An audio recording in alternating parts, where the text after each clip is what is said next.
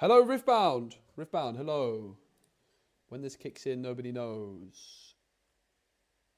I think it's working. I reckon it's working. Welcome, everybody, to Riftbound live stream on YouTube.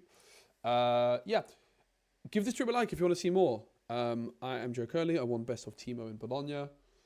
Sadly, not in Lille. And I'm pretty interested in starting Riftbound streams. So if you want to see more, the best way to support is give the live stream a like, and also write in the comments if you want to see more Riftbound streams.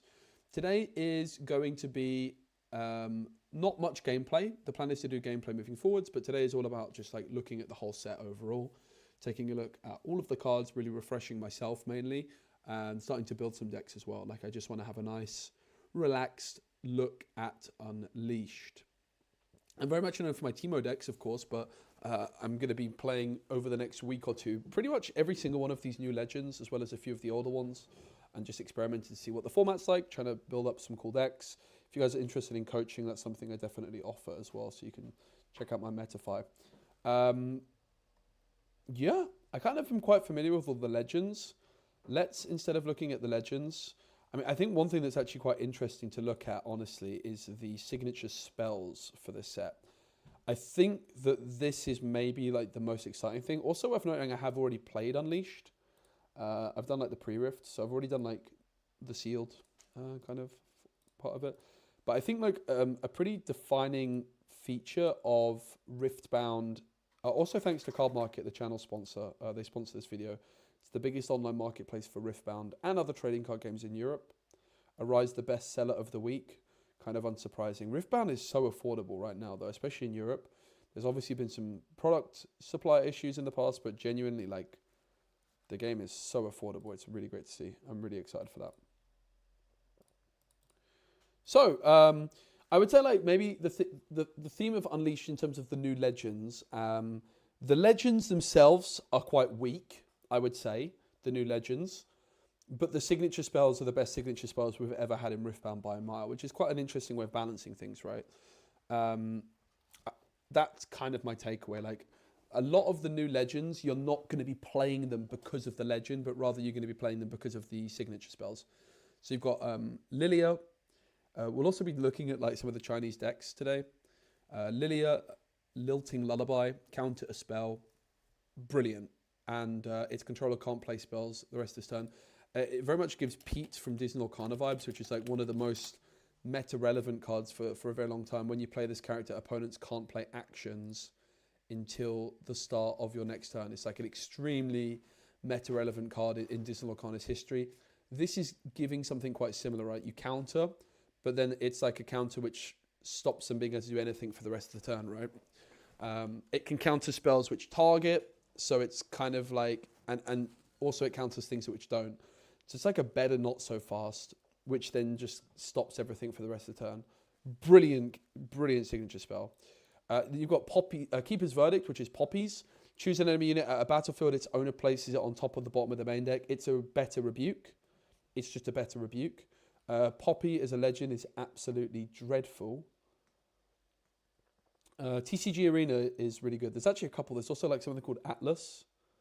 There's really good platforms to play Riftbound online. There really is. But yeah, Keeper's Verdict. Again, Poppy Legend, absolutely dreadful. I'm going to Hartford try and go to win. Try to go for best of. Why not both? That's the best bet, right, Freddie? If you can try and do both, that's what I would encourage.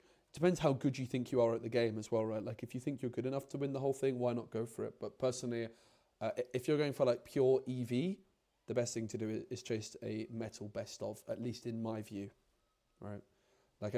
For example, in Lille, I didn't have a good weekend in the end, but there was 25 Timo players. I'm a 2% chance to walk away with a prize card. No, they're not automated. It won't be possible either. Riot have said that's against their rules. You get used to it very quickly. But yeah, Poppy signature spell, brilliant. The legend is terrible. Rengar legend is also very lackluster, but the signature spell is broken. Banish a friendly unit, then its owner plays it to any battlefield, ignoring its cost. Insanely strong with Brian here Thundersong in particular. Void Assault, Kha'Zix is a legend, I think is pretty terrible, but I think this card looks absolutely broken as well. move a friendly unit, then move an enemy unit. That's insane. It's like a charm, but you also get to move one of your own guys. So you can score with this, you can pull, it's so flexible. Costs more than charm, but charm is also a very busted card. So you can see what I mean, right? Like all four of these legends, I think Lilia's legend's all right, but the others are super lackluster or just straight up bad, but it's the signature spells which are pushing them. LeBlanc is kind of the deck I'm least sure of. I'm hearing it's good from what I've heard. Everybody says it's very good, and I think the signature spell is certainly very good. Choose a unit, play a ready reflection unit token to your base. It becomes a copy of that unit. Give it temporary. Very strong. Who do you think is the best person to go with the best of? Too early to tell for Hartford, truth be told, Freddie. But basically, the best thing to do is play a legend, which is not like, if you're just chasing pure best of, it's find a legend which is going to be played by as few people as possible. Like, for example, I think I probably had the best EV out of anybody in the whole tournament heading into Bologna, because I think my deck was good enough to win the whole event, and it was very, very underrepresented. I don't think that's going to be a common thing, though. I think Timo was good enough to win that particular tournament. I think it was really, really good. So it's like a balancing act, right? But like probably best EV is just pick a legend, which is not going to be that popular, and try and make a good deck. The other thing I view it is for best of chasing is like, can you find a deck which you can build better than everybody else, right? Are you building this deck in such a way which your version is just better than everybody else's? That's what I had for Bologna. The other guy, the other teamer that was very close to me had a pretty similar list, but there was quite a few cards different, and he agreed that mine was cleaner. So yeah, basically like the biggest thing with Metal Card is try and pick something which is played by the fewest people, and then also like try and build a version of that deck which is better than everybody else's. That's like your two big things. And of course, can you also make a deck that's good enough to win the whole tournament at the same time? That's basically, you want to be doing all those things if possible, but it's easier said than done, right? Hartford is also a week after Utrecht, which makes it a little bit more difficult because people in Hartford have all that data. So Alpha Strike, I think the new Master Yi legend is really bad. Common theme. Choose a friendly unit. It deals damage equal to its might split among enemy units at battlefields. Then for each unit's skills, gain 1 XP. I think this card's really good. It's kind of like, it's basically a challenge that doesn't take any damage back, but you can like remove multiple things with it. I think, again, like the XP part is maybe not that relevant. I just don't think XP is good in general. That's kind of my assessment of this set. XP stuff is very underwhelming. I'd be surprised. I think the 1 XP deck, which I think maybe has a chance, is Kha'Zix. And that's because I think the signature spell is that good that I'm actually pretty interested in it. But we'll have to see. Moonfall is Diana's. Diana, I think, is a really good legend ability. And I think that the signature spell is brilliant. It's, again, kind of like a charm. Choose a friendly battlefield where you have units. You may move up to 1 enemy unit to that battlefield, then give enemy units their -2 might this turn. It's also an action, which is why it's a lot more expensive than charm. So it's a charm that you can play in your opponent's turn, which is quite crazy, right? Like your opponent moves into an empty battlefield, and then you go Moonfall, move it to the other battlefield and give it -2. Quite disgusting, potentially, right? Quite disgusting, potentially. Hextech Gauntlets. Vi is probably the first deck I'm going to play, I would guess. Might be Kha'Zix. I think we're going to be building quite a few decks today to sort of like get myself ready to do some streams. I'm not convinced by Vi, and the Hextech Gauntlets, like obviously a big issue that this card has is that gear removal is quite prominent, certainly in Spirit Forged on sideboards. I do think the card's quite okay though. I think it's very okay actually. I think it's actually very solid.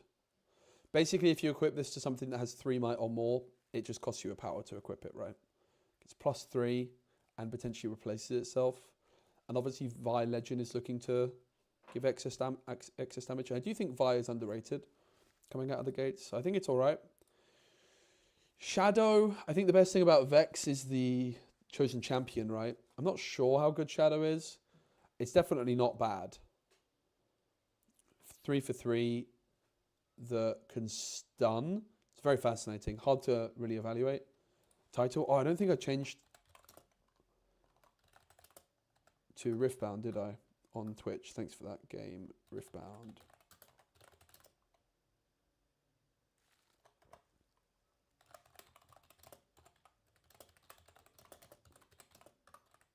Thanks, mate.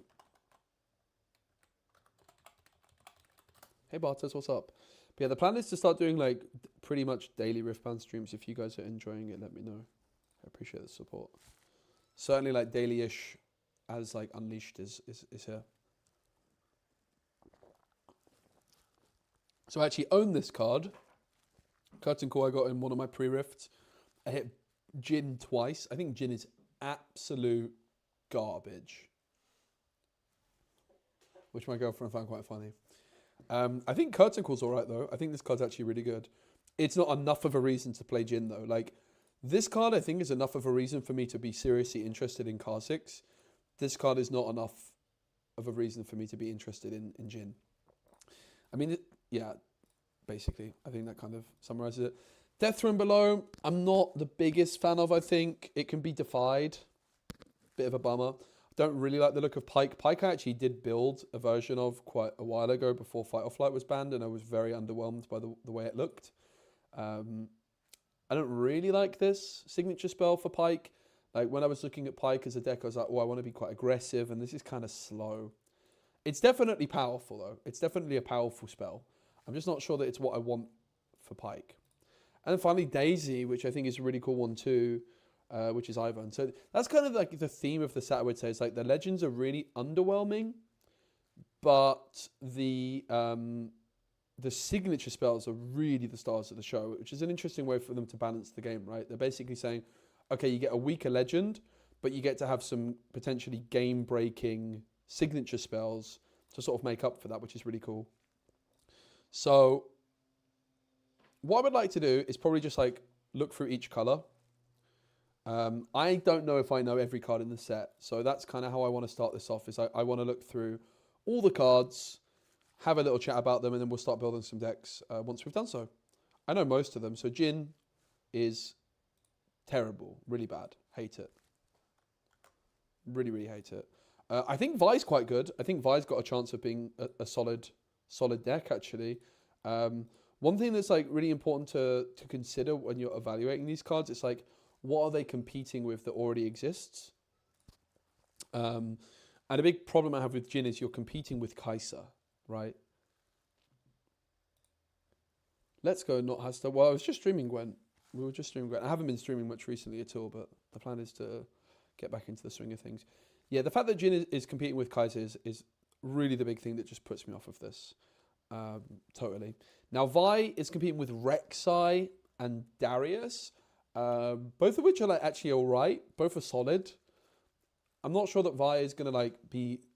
In fact, I'm certain that Vi is not going to be like the best deck in the meta or anything. But it's definitely a deck I'm going to be playing and trying out. Probably, maybe even today. Most likely, the next Riftbound streams.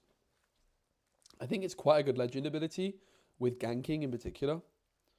And then Rengar, the legend is super mediocre. It's okay. Super mediocre, and the signature spell was the reason to play this one, right? And then Pyke, again, you're competing with Annie and you're competing with Draven, which are two of the best legend abilities in Riftbound. It's a really tough ask. Really, really tough ask. So, Vault Breaker. I think this card's excellent. Really awesome. Had this in my pre-rift. It's a bit random that it's an action, I guess, because, like, why do you care about giving something Assault 2 in your opponent's turn and ganking? Well, there's like some synergy maybe with like Ride the Wind, for example, where you use Ride the Wind, make yourself an attacker, like in a Lucian deck as well, right? I think it's really good in Lucian actually as well. Ganking is really strong in Lucian. Obviously you've got Gem Jammer, which is the card that I revealed for set 2. And I kind of swore by that card quite early on that I thought was very competitive and would see play, and it proved to be maybe not as prevalent as I anticipated it would be, but certainly in a Lucian deck it's really good. And I think in a Vi deck, ganking is going to be really valuable, right? Because you move in, you assign 3 or more excess damage, you have to exhaust Vi, unfortunately, but then that card's ready. So if you can then give it ganking, maybe you boosted it up already, and then you gank it over. So I do think that Vault Break is very strong. Assault 2 and ganking is particularly good with Vi. It's also good in a Lucian deck potentially because your Lucian readies when it conquers, right, the chosen champion, and then it would be great to gank over and score another point with Lucian, which is quite an aggressive deck. It does cost a power. I think it's good though. I think it's very good. Monster Harpoon is a good card as well. It's a pike card predominantly. Deal 2 to a unit to battlefield. If you control a face down card, which is a hidden card, deal 4 to it. Instead, again, it does have that power cost. You can't play it in a Teemo deck, obviously, which is like the other main hidden deck, but pike is quite heavy on hiddens. This one's probably not going to see a ton of play. If you're playing pike, you're playing this, though, I do think. And it may be, whenever you're looking at cards that have like red power cost, you have to think about seals. How good are seals, right? Like I'm a big believer in seals in general. There's not really like a standout seal by the end of set 2. Obviously, the purple seals were totally broken because of Cold Shot. But now that that's not the case, there's definitely a lot of merit. Like even if you're playing like a purple-red deck, like a Jinx, for example, could you go down a route that plays red seals? And the seals help you hide. So I think if you're playing red seals, this card becomes a lot more appealing, for sure. But it's mainly a pike card. Inferna, I don't think I like, right? Like as an ambush card, basically you can play it as a combat trick. It's not bad. It's not bad. You can play it as a combat trick in your own turn. You can also play it as a combat trick defensively, but it's only 1 might, which sounds pretty horrendous, right? Maybe there's like some cool things you could do with switcheroo in it. It is curve, of course. Not a big fan of this one, but, you know, in a hyper aggro deck, maybe? Probably not. Not a big fan of this one, I think. It's not bad, though. Upstage Comedy, another card that I've been playing because of the pre-rift. I've been very impressed by it. I think it's really good. If you look at First Mate as a card, obviously First Mate is orange, 3/3 that readies. First Mate is better than this. Like, how often are you going to want to repeat this and ready 2 different things? It's not going to be that easy to do, but just paying 2 to ready something is honestly pretty damn strong. And then you've got that extra flexibility of occasionally being able to repeat it. I think this card's going to be pretty competitive and actually we'll see a lot of play. Even in like a Dazzling Aurora deck, like a Volibear deck, for example, there's a good chance you might want to play something like this because it's a powerful effect that isn't taking up space for a unit. But I think I like this card. It was pretty good in my Vi pre-rift deck, which I posted a video on. So I think this card's good. Dancing Grenade. This card's weird. Deal 2 to a unit. Its controller may play this spell again for a power. If they do, this deals 1 additional bonus damage for each time this spell has dealt damage. So I played, let's say it's me versus you. I play Dancing Grenade. I deal 2 to your unit. Because you're the controller of that unit, you can then pay 1 power to deal 3 damage. And then if you target one of my things, which I would assume you would, then I can pay just 1 power every time. It's just 1 power each time, right? So it is hot potato. You deal 2, so I deal 2, you deal 3, I deal 4, you deal 5, I deal 6, you deal 7, I deal 8. It's really interesting. I have a feeling this could actually be extremely strong. The problem is with this card that you have to ask, right? This card is deal 2 for 2 energy and a power. If your opponent does nothing.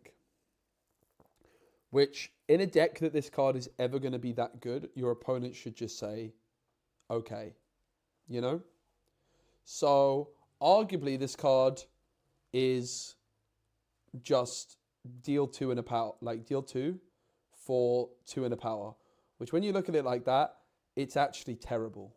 So, probably this card's bad. The more I think about it, the more I don't like the card. It's really cool, but it's probably terrible. Smite, I've also played with this one. It's probably a bit expensive. I don't think Banish is particularly relevant. It's like a bad Hextech Ray, basically, right? It is just a really bad Hextech Ray. Hextech Ray is an unbelievably good card, let's be clear, in a Kaiser deck. I could see a world where maybe Kaiser like plays one of these, perhaps. Maybe even just like on the sideboard. I'm not really sure that Banishing is going to be particularly, like, there's not that many things that Banish is relevant against. Death Knell, it's relevant against. How meta is Death Knell going to be? Probably not very. So yeah, not a great card, I think. This card, I think, is good. When you play me to a battlefield, deal 2 to an enemy unit here. Obviously, off Hidden. That's very strong. Very, very strong. And its curve, its consistency. Like, what do you want from a 2-drop? You want something that you can just play on curve in case you miss other 2-drops, and you want something that can be high impact later. This ticks the boxes. It's certainly not setting the world alight.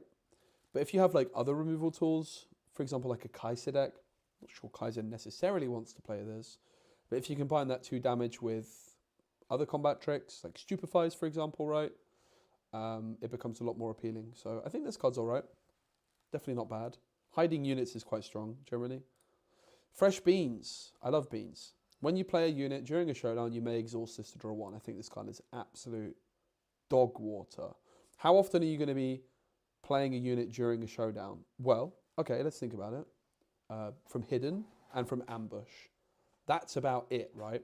And there's like a couple cards, like a Rengar, that you could be playing during a showdown.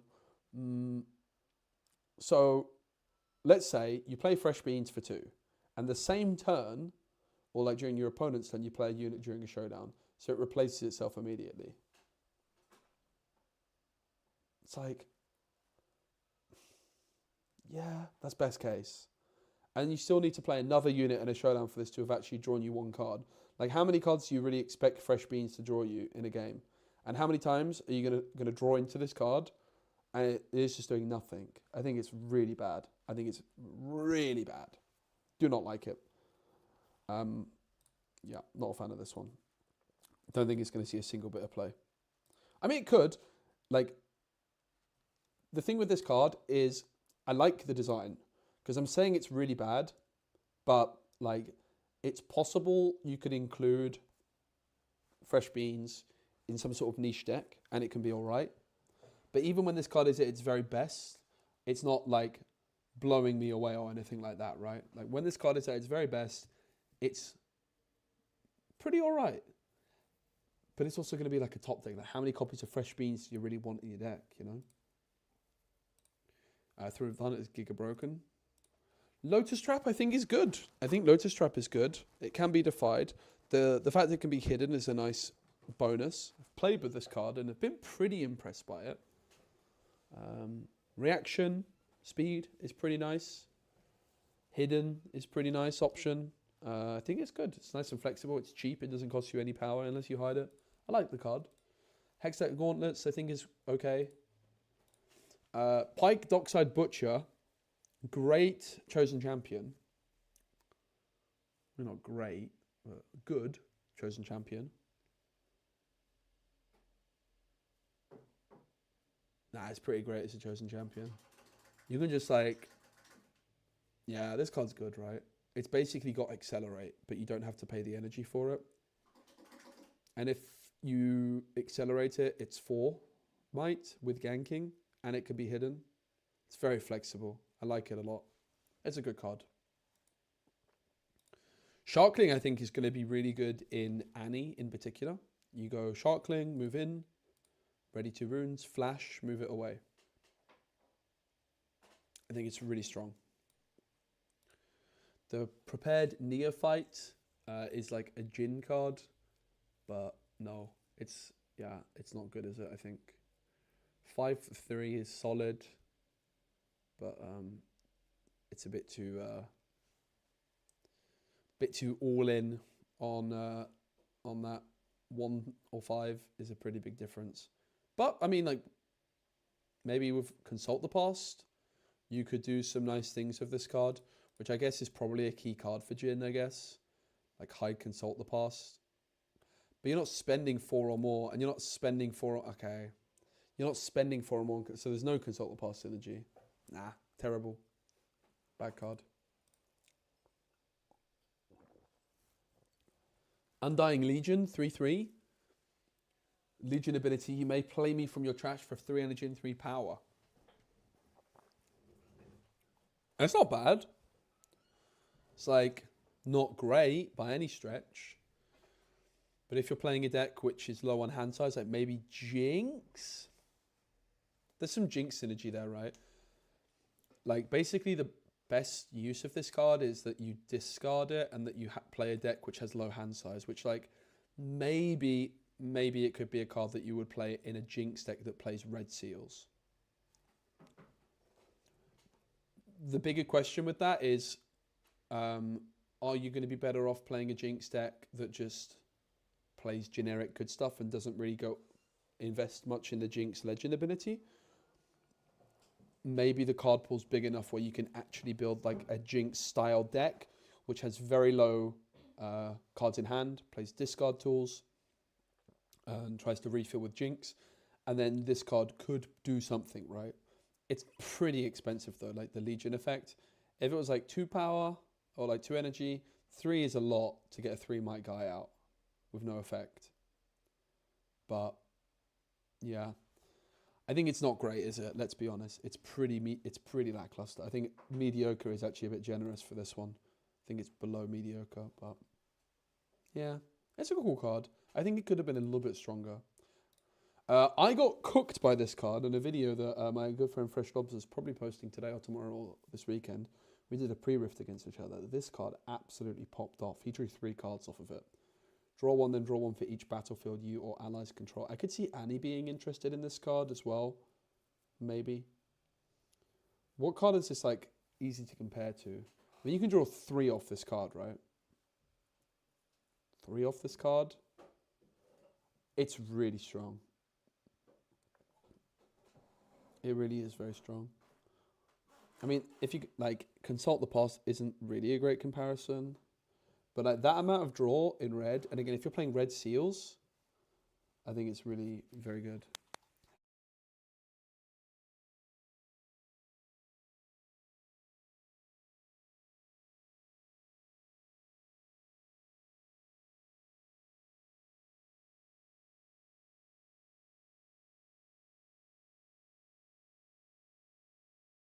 See, I think this card, extremely strong.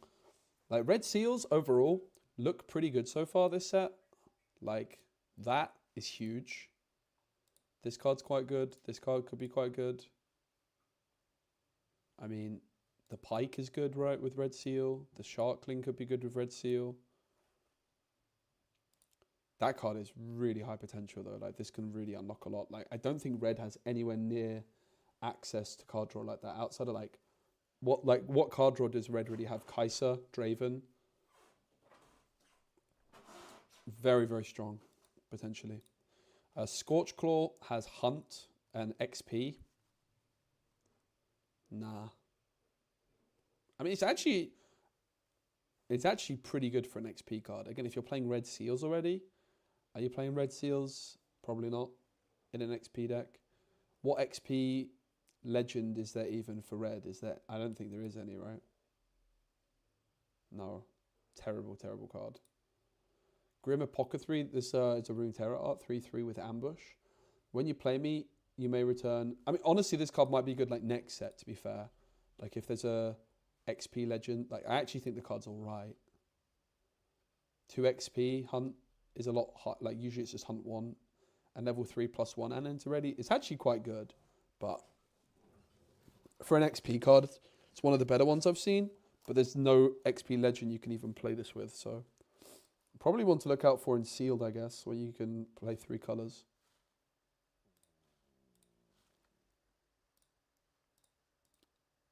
When you play me, you may return a friendly unit at a battlefield to its owner's hand.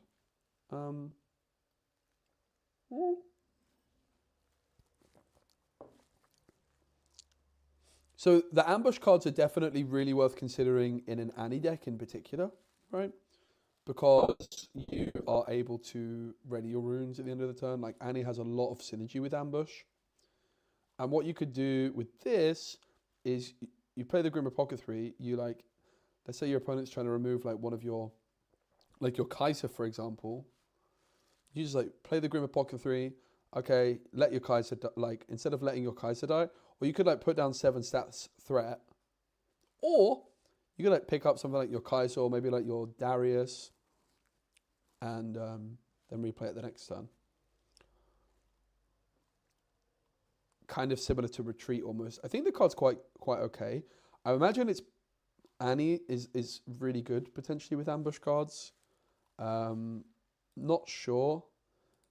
And they help, yeah, all the ambush cards, I can see it. Like, imagine like your Sharkling as well, right? Like you didn't have flash for your Sharkling, and you slam your Grim Apothecary to like add the Sharkling back, and then you can accelerate the Sharkling next turn, for example. It's definitely interesting. I think Vi is quite good. There's definitely like a deck which can probably get this to like 20,000 points without many issues. You guys might think I'm joking, but you can for sure get this card to like ridiculous numbers. It's exponential growth, right? I mean, let's say you have 12 runes up, and it starts at 3, right? 3. So you pay your first 2 runes. You have 6 triggers, right, on that. So you go 6, 12, 24, 48, 96, 182, whatever it is, right? So you can get it to 182 if you don't do any boosts to begin with. So, yeah. If you could, for example, like, I don't know, punch first on this, and it starts at 8. Let's say you double punch first, right? You get it to 13, and then you still have 10 runes available. What did we say you get it to? 13. 13, and you can do 5. So you go 26, 52, 104, 208. Okay, maybe I was a bit over ambitious with 2,000, but you can get it to like 400 with a double punch first. I'm sure there's like going to be equipment as well, right? That's probably like going to be the best way to do it. You have like equipment with this, but like obviously getting to those levels of numbers is quite redundant. I think once you're at like 50, you should be able to basically clear everything you want. I think the card's going to be pretty good.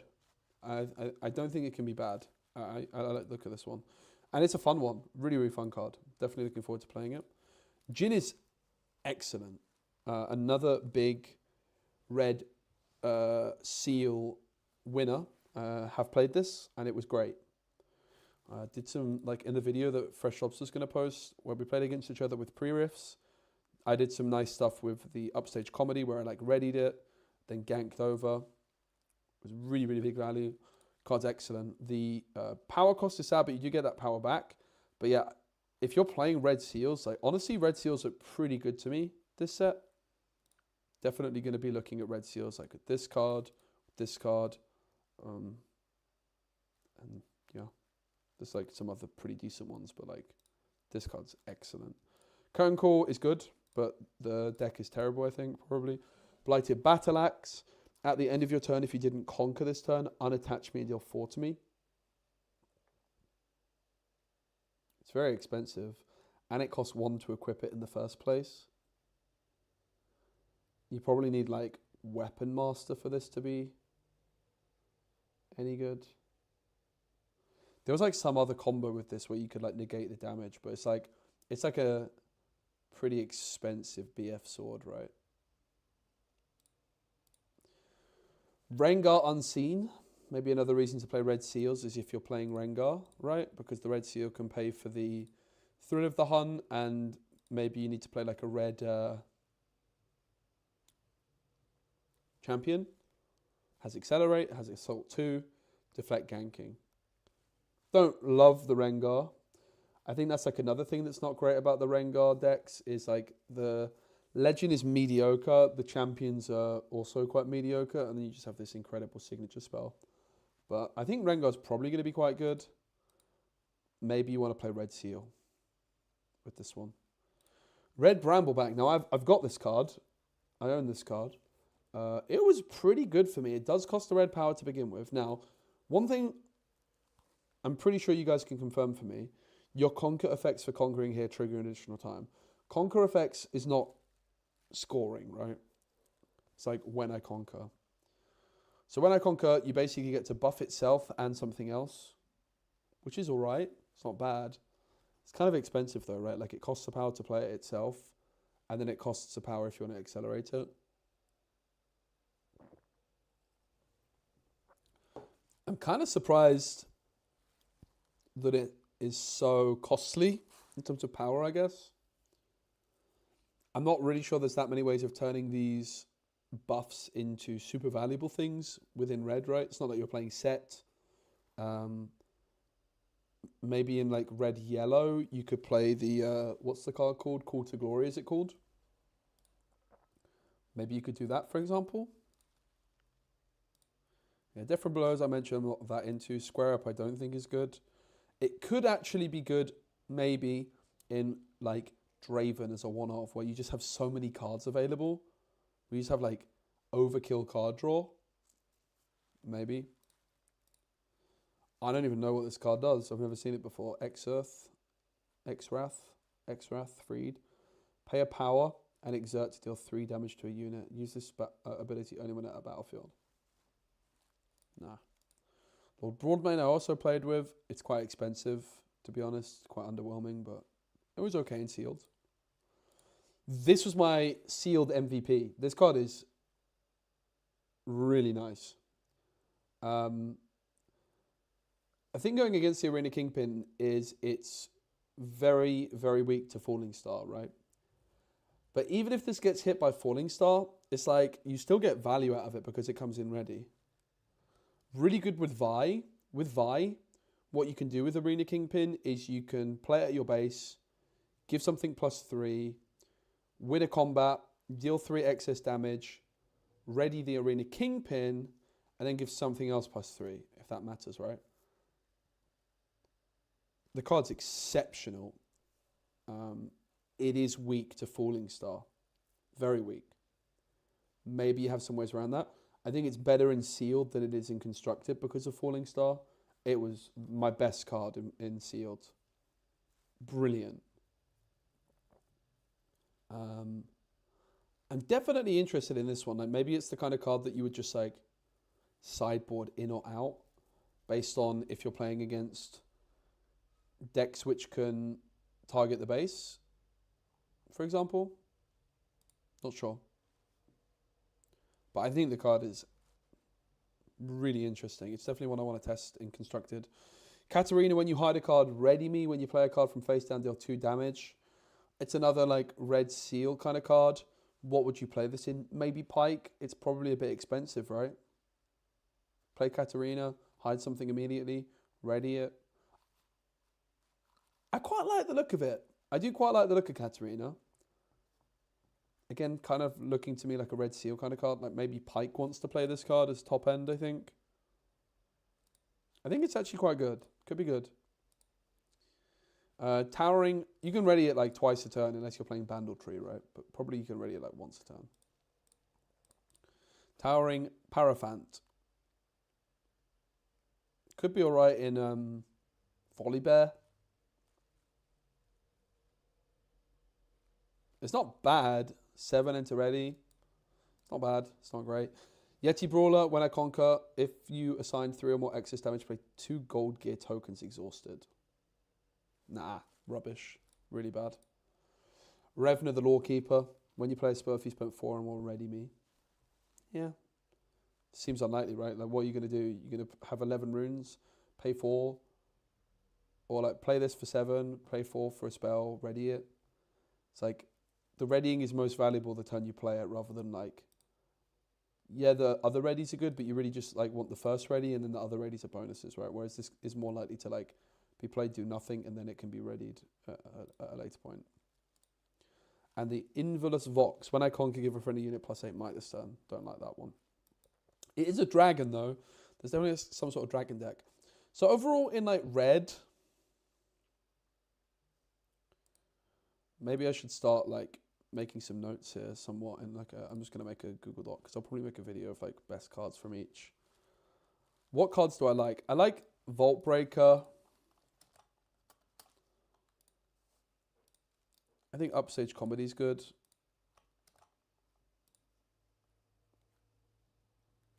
I'm gonna skip on the signature spells because like they're kind of their own thing.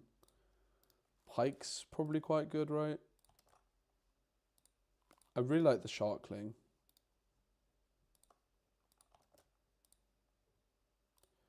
Rite of Conquest has to get a mention as a top card. I think I want to give Vi a mention as a top card. I want to give Jin a mention as a top card for sure. The Red Seal's got quite a lot going for it, I would say. I would say though, an Arena Kingpin I want to give a mention to. I would say those are the main ones that catch my eye. So how many cards is that? 1, 2, 3, 4, 5, 6, 7, 8. Maybe we just find 2 more. We just find 10 for each color that we like the most of.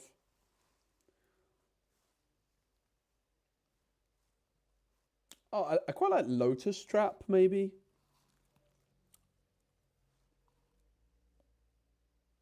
Lotus Trap.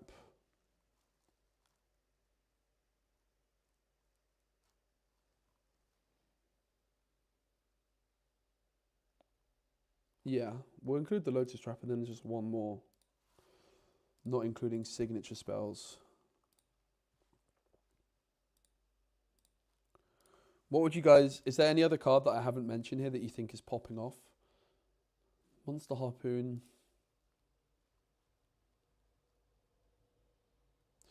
I mean, honestly, Monster Harpoon, right? Imagine you're playing like Kaiser and you have a hidden card. Suddenly you've got a Hextech Ray that deals 4. This one's definitely got potential, right? 4 damage for 1 that you can play in your opponent's turn. Maybe even this card.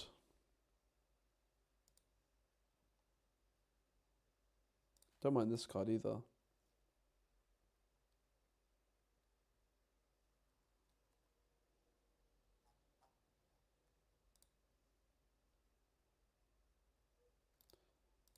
I think I'm going to go Monster Harpoon over this one. I think this card's quite alright though. I'll put it in there and decide, I guess, before I film the video. Alrighty. So I appreciate you guys being here. This is kind of like a chill stream today of just like me wanting to really familiarize myself properly with the whole set. We are going to be doing gameplay streams starting maybe Monday. Maybe we end up even doing some gameplay today. But I'm just trying to get back into the swing of streaming really and enjoying it. And yeah. Not sure if I'll do gameplay this weekend because obviously Riftbound Atlanta's on. Undying Legion going to work well in Darius Rek'Sai. Yeah, I do think that card's alright. It's like, I don't think it's quite good enough though. I don't think it's quite good enough. Because it's like, okay, so the problem with this card is, in order to replay it from your trash, you're going to need to have either played it or discarded it. And if you play it, you're playing a 3 for 3 to then play a 3 for 1 power, like 3 for 3 with 1 power from your discard at a later point. So for me, like the best place for this is going to be in like a Jinx deck, where you try and play a Jinx deck where you like actually discard your hand down. You end up like with very low hand size very early. But then this is kind of like allowing you to do that because you have stuff to play from your discard. Like you don't really want to be playing 3 in a power for a card like this, right? The only way you would do it is if you discard it and then you don't have other cards available in hand. So for me, this is actually a Jinx card. And I'm not sure that even in a Jinx deck where I think it's best, it's still not great. But it's an interesting card. It's a powerful effect, but the card's just lacking a little bit. Like if it was Formite, I still don't think I would be totally blown away by it, you know? I would definitely prefer it. Of course I would, but... All right, so green up next. So green, we've got Lilia, Ivern, Vex, Master Yi. No idea how good Ivern is. Master Yi, I think, is going to be pants. Vex is probably all right, and Lilia, I think, should be pretty good. So we've got Friendship. Choose a unit. Give it +1 might this turn for each of the following tags among your units: bird, dog, cat, poro. Could be +4 for 1. Can't be bad, can it? Can't be bad. Obviously, it's going to be best in a Ivern deck. But if you have 2 of those tags, it's already an on-guard. But a better on-guard, right? Because on-guard has to be specifically like 1 unit. So this card, I think, is absolutely exceptional. Really easy to get multiple tags in Ivern. Yeah, it makes sense. I guess like the question with Ivern is how much draw do you have, right? Yeah, you can get a lot of tags, but this is also like 1 card less in hand. It's still brilliant, right? It's a really, really good card. Combat experience, I think, is okay. The problem is I think XP is bad. So I'm not very high up on this one because of XP in general. Soul Sword, similar. It's okay. But no, I don't like it. Don't like the XP stuff. Mutated Mauser, shield and tank. Not a big fan of that one. Could be okay, but meh. I do like the Scuttle Crab. I think Scuttle Crab is good. I think it's actually extremely good. When you play me, draw 1. Death Nail, choose an opponent. They reveal their hand. Look at their face down cards and gain an XP. Like, the XP part, you can play this without any sort of XP synergy, and it's still pretty good. You have to think all the animals we get in +1 because of the bush from Ivern. Yeah, I think it's probably like 2.5 average, right? Which is really good. That card's good. Scuttle Crab is good, though. I think it's really good, right? Like, you can probably play this card without a single bit of XP in your deck. It replaces itself. It gives you information. Information is extremely strong in Riftbound. I think this card is really strong. Can you switcheroo on a 0? I guess you can, right? Green, purple, switcheroo. So it's Aurelia. What else is green, purple in this set? Vex. I like the card. I do like the card a lot. Obviously, 0 might is not a lot of might. But I think it's good. I think it's actually really, really good. Forgotten Signpost. Never seen this card before. This is kind of why I wanted to do this. Was like, just make sure I know all the cards in the set. It's an action, gear, or it's gear with action speed. Exhaust the unit you control. Move a different unit you control to the location of the unit you exhausted to pay for this ability. Huh? Why is it written like that? That is so horrible. Exhaust the unit you control. Move a different unit you control to the location of the unit you exhausted to pay for this ability. That is so weirdly written. Basically, it's like written like that to say like you have to do it. You can't not do it. So you move a unit you control to the location of a unit you exhausted. So basically, the Forgotten Signpost is something you can do once a turn or once, a turn cycle. You can do it in your opponent's turn during showdowns. And you exhaust one of your units to move one of your other units to that location. So if your opponent is attacking you, you're holding with a ready unit. No. You have a unit ready at the base. You can exert the ready unit at the base or exhaust the ready unit at the base. Okay.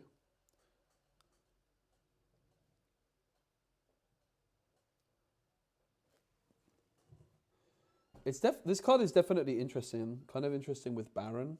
Maybe.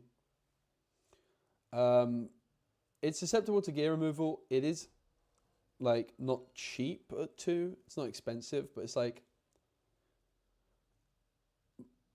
my gut feeling is this card is not going to see play, but it's definitely something which is quite fascinating. Like, imagine you do like some Stellarcorn Herder stuff with it, like extra move on Stellarcorn, like Yasuo Wind Rider, these kinds of things.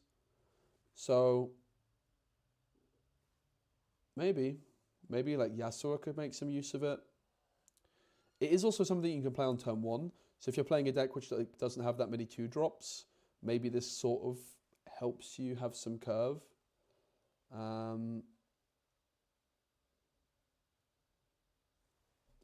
This is a hard one to evaluate. My gut feeling is it's not very good.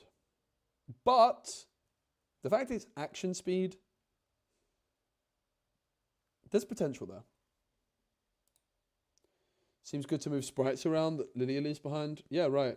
There's some cool stuff going on with this, right? There's definitely some cool stuff. It is gear, so it can be removed.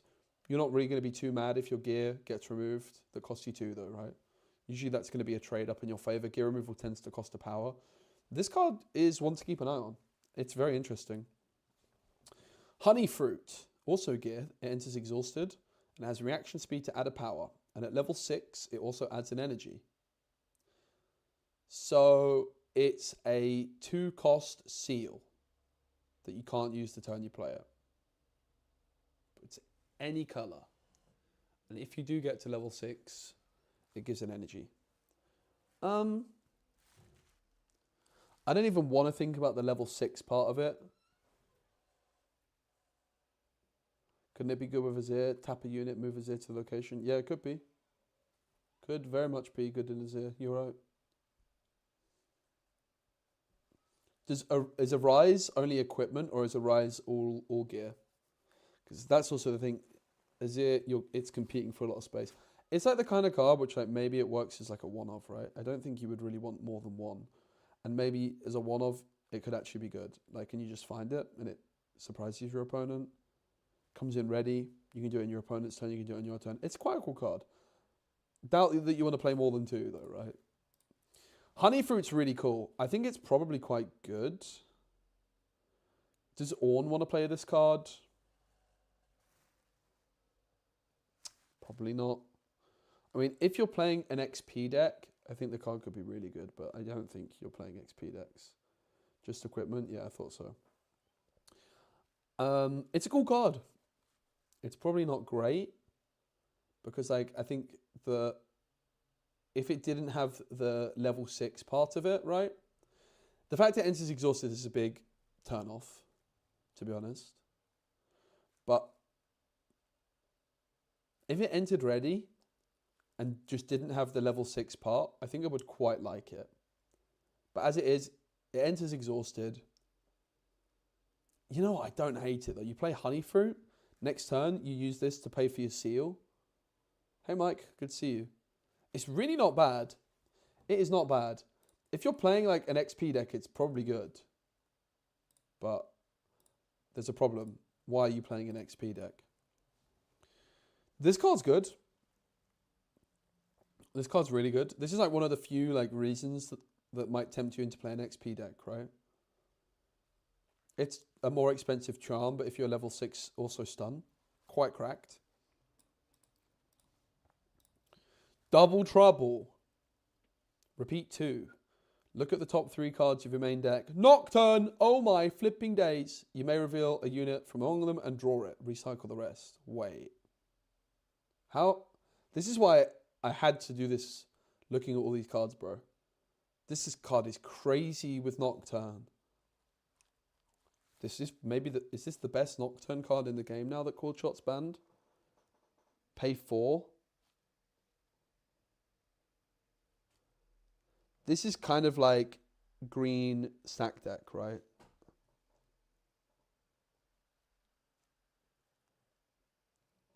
It's expensive as heck. But with Nocturne, ooh, I love Nocturne, bro. Nocturne is such a broken card. Should we do some quick maths on Nocturne here? Okay, we will. 38 card deck, because you're playing this. Sample size 6. Successes in population 3. So if you repeat this, you have on average a 41.2% chance to hit a Nocturne.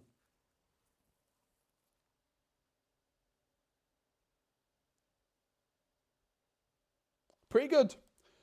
41.2% on average. On average. A lot of the time, you're going to have, like, I mean, it's a stack deck that costs twice as much, basically, this card.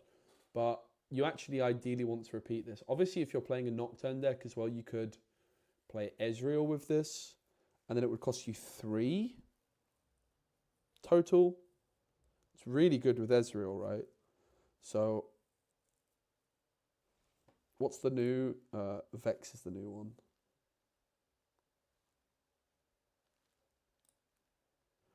Yeah, you can't cycle double troubles though, right? That's one thing to consider. Like a stack with stack deck, you can stack deck into a stack deck.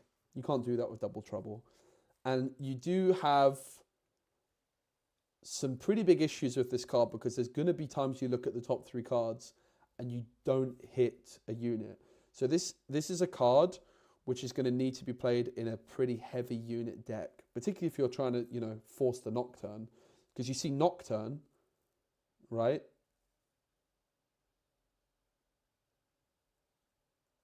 And 2 spells, well, you could still reveal the Nocturne and play it and not add a card to hand, or you add the Nocturne to hand, right? So it's going to be quite a specific card. What are your options? Vex, Yasuo, or Aurelia? So obviously it's not an Aurelia card. That's for sure. Yasuo tends to play quite a lot of spells. Nocturne and Vex sounds good to me, I guess. I like Nocturne, guys. Nocturne is... So my favourite cards in Riftbound, my favourite set 1 card, and when I say favourite, I also kind of mean best, but like my personal favourite best. Set 1, Nocturne. Without a shadow of a doubt. Like, it's not close. You guys just can't name me another card that I like more than Nocturne in set 1. I think Nocturne is giga broken. Insane card. Super underrated. It got a bit too mainstream for my taste when Cold Shot was around. I still played Nocturne this past weekend in Lille, and it was my highest performing card by a mile. I played Candlelit game 1. I sideboarded out the Nocturne, right? So probably, I mean, it's Vex or Yasuo, right? I'm not really sure that you're going to play... I think you're going to play a lot of spells in Yasuo, right? You're going to want Ride the Wind, Discipline, Charms, maybe. I'm not sure about Charm, but maybe Vex is the best chance for this one. This card's super cool. Big fan of that. Like, do you want to play Ezreal with Vex? Maybe not, but maybe. The thing with Ezreal is if you have an empty hand, it draws you cards. All right, draws you 2. Awesome. Like that one. I think this card's quite good. Why are you playing XP though? Moss Stomper. Hunt 2, level 3, have +1 deflect. It costs a power, bro. Why?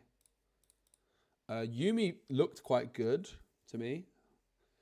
When I attack or defend, give one of your other units here +3 might and tank this turn.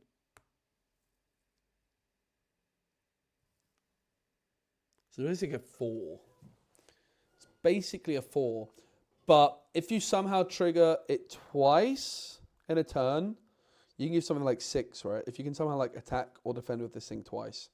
So like when you're defending with it, it's quite a nuisance because in a similar way to like the Red Draven Vanquisher that got banned, if they don't take it out the first time, you can give more juice to it. It does cost a power, which is not ideal. It's really bad against Bellows Breath, which is also not very ideal. How many decks are playing Green Seals? Currently, none, I think. Ornn plays Green Seals. Not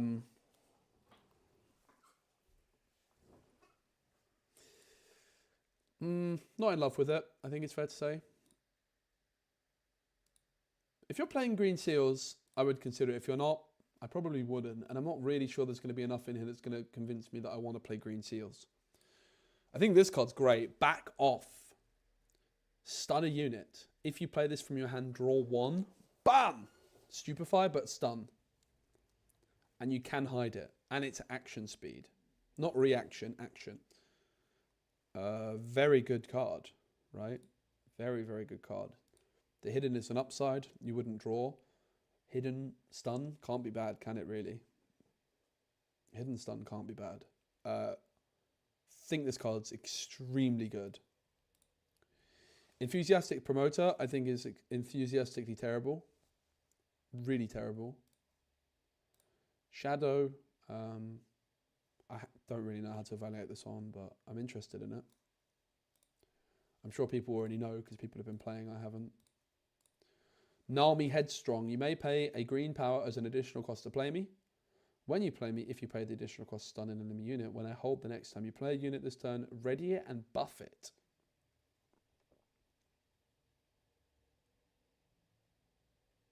Not bad.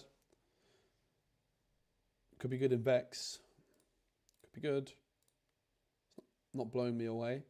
Looks like a good chosen champion, though. Looks like a really reasonable chosen champion, right? Maybe. Just curving it. Trevor Snooze bottom. And also, like, your best chance of holding with this card is on turn 2, right? You're going second. You play this. Turn 2, you move in, and maybe you get the hold for turn 3. Maybe. Could be okay. Trevor Snooze bottom, shield 1. When I hold, play a ready 3 might sprite unit token with temporary here. Don't really like this one. I think it's quite bad. It's too tied into, like, it has to hold, right? This card, the hold is a big payoff, and it's good without the hold. So, not a big fan of that. Ali's cracked. Let's see. I don't know what this does. Deflect.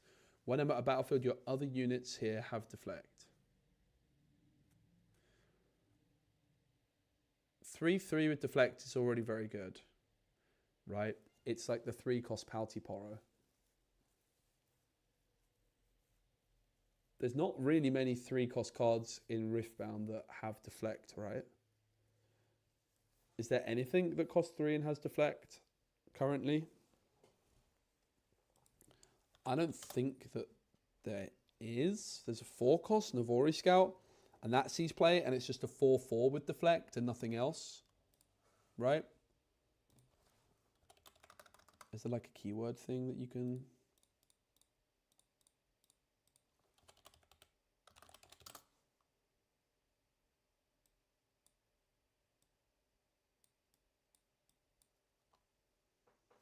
Yeah, there was not anything that had deflect that cost 3 until just now. Yeah, this card is absolutely cracked. Wow.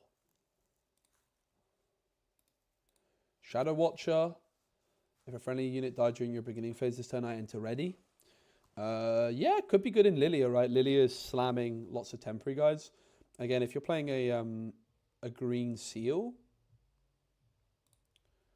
which I'm not totally blown away for this set's like green seal cards just yet, but if you are playing a green seal, it becomes significantly more appealing, right? Green seal's good with this as well, just to hide it. So I think this card's got potential. If you're playing green seal in Lilia specifically, if you want to do that. Not sure that you do, but if you do, it probably is good enough. Entering ready, 5. It's not brilliant, but it's probably quite easy to achieve with Lilia. I don't like the XP guys at all. Tricksy Tentacles. Spell can be defied. Move any number of enemy units with the same controller and a total might of 8 or less to a single location.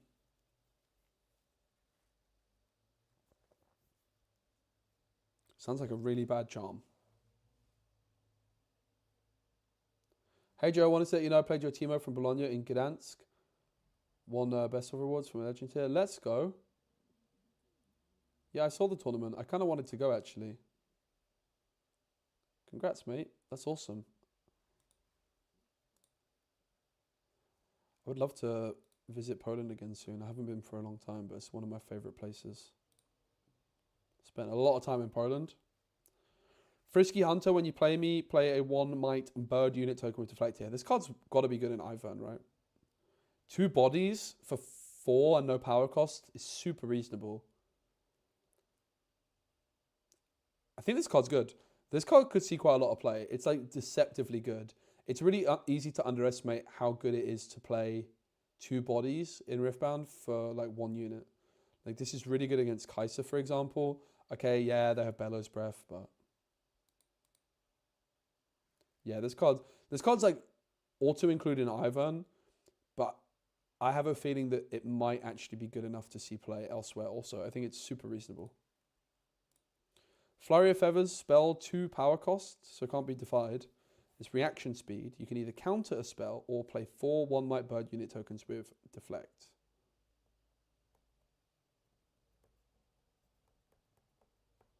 This card's cracked, mate. Another Gdansk challenge in July. Ooh. Do you know when it is? Do you have the date already? Hopefully it's not the weekend I'm going to be in Austria for a Riftbound and Lock-On event. I have a feeling it might be. Kind of heard something rumoured. Gdansk is the city in Poland I most want to visit because the harbour of Gdansk is what inspired the harbour of Novigrad in Witcher 3, right? This card, the green cards look really good this set, actually. This card is so good. You can counter anything and go giga wide. 4 tokens is so strong on a card, which is like also able to counter something. Damn. Crazy card. No Samaras. Well, I'll have to keep an eye on it. Lilia, Protector of Dreams. When you play a unit token, give me +1 might this turn. Damn, there's some synergy there, huh? Unit tokens have tank. I'm still not blown away about that card, but the Ivern, I own this one. I don't like this one. When you play me, or when I hold, look at the top 3 cards. You may reveal a unit and draw it, recycle the rest. If you reveal a bird, cat, dog, or porry, you may buff a friendly unit. It's quite You currently live next to it? Oh yeah, that's awesome. I'm a little quiet. Let me try and turn myself up a bit. Thanks.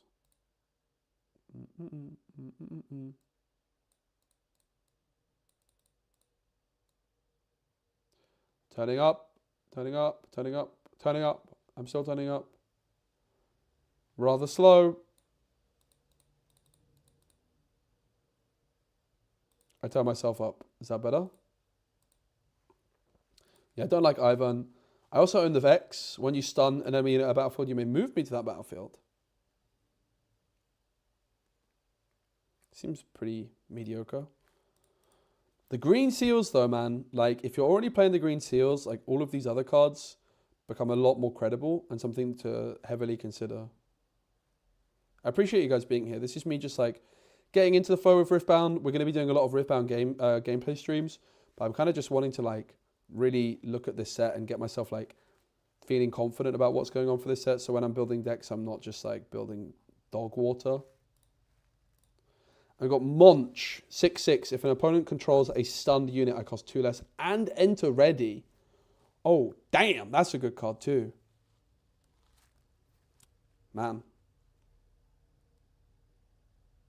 Holy moly, that card's cracked. 6 might ready for 4. Phew. Phew. Damn. Leona eating this set? Yeah, very true. One of the big things holding Leona back was the lack of stuns, right? That card's crazy good. That's so strong. Alpha Wildcat has tank. Your units here with less might than me can't be chosen by spells and abilities.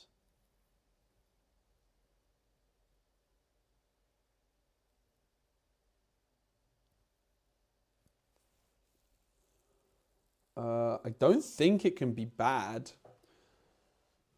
The problem that this card has is, unlike the Ruin Runner, if this is rebuked, suddenly all the other cards can be, for example, right?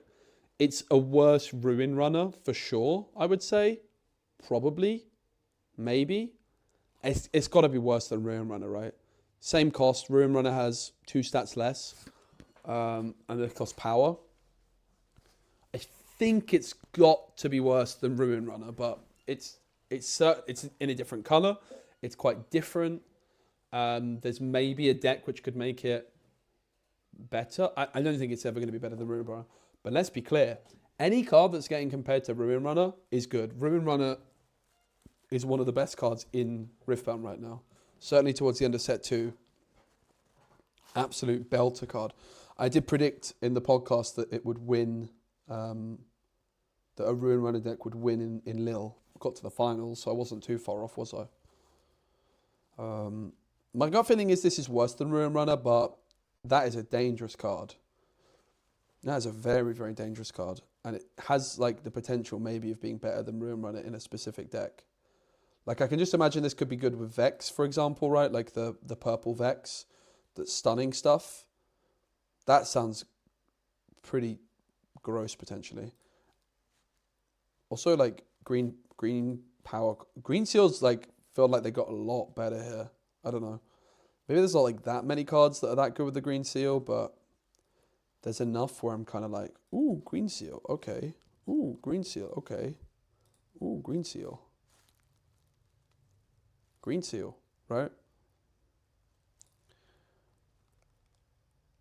I love seals, can you tell? Escala, I think I own this card too. 7, 1 power, 6 might. When I hold at the start of your next main phase, you may move an enemy unit to this battlefield. Does Ari play this? I think Ari is going to be on Sona still, but lots of ambush cards now. I think the ambush cards made Sona a lot better, which, by the way, green power cost. I feel like this is a slightly better thingamajig and blah, blah, blah. Blitzcrank, maybe? It's like comparable to Blitzcrank, right? And in an Ari deck, it's probably pretty good. I think this one's got a lot of potential in Ari. You got like a Sona down, you're slamming ambush cards, but then how do you convert that into a win? Maybe it's a bit expensive. Like probably it's not as good as Charm, right? Like what's better, this or Charm? And it's not close, right? But Charm's broken, so, and it can be defied. This could be hit by not so fast.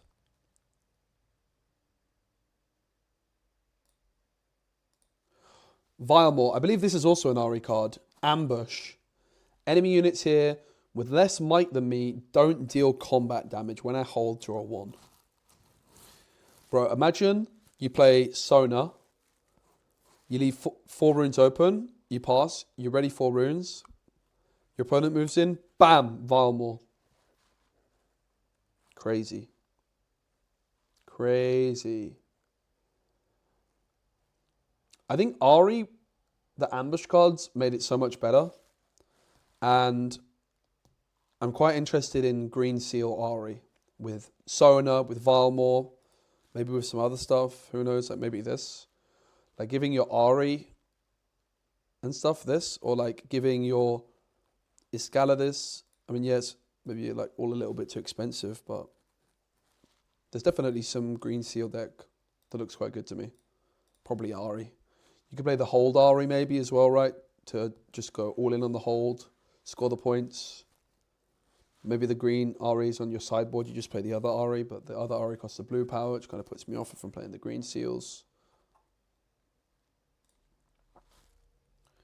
Daisy's good. I like it. And then Masty's absolutely god-awful.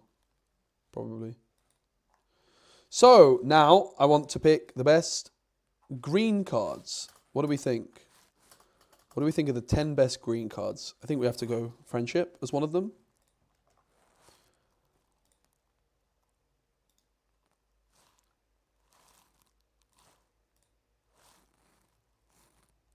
We're not going to include signature spells in this. Let's include the Scuttle Crab. I'm definitely going to include Double Trouble. That's what I want to talk about. That's a really cool card. Forgotten Signpost, Honeyfruit, maybe Creepin. Back Off, I think has to be in there. This has to be in there.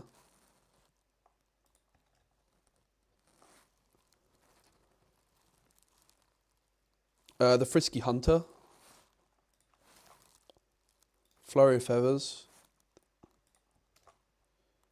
The Monch.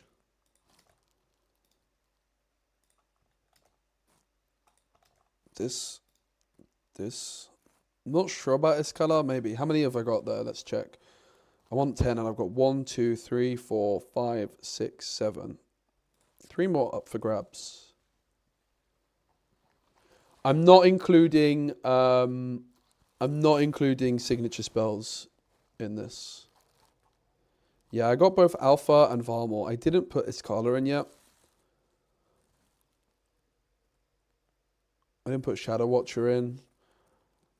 I didn't put Nami in. Do we want Nami? Pay 3 to stun. Next time you play a unit, ready at buff it. That's very strong. I think we probably put Nami in, right? I think that card's quite good. It's flexible. It's a 3/3 at the end of the day, right? So then there's 2 slots left. I'm not going to put Skyward Strike in. I kind of hate the XP cards. Trixie.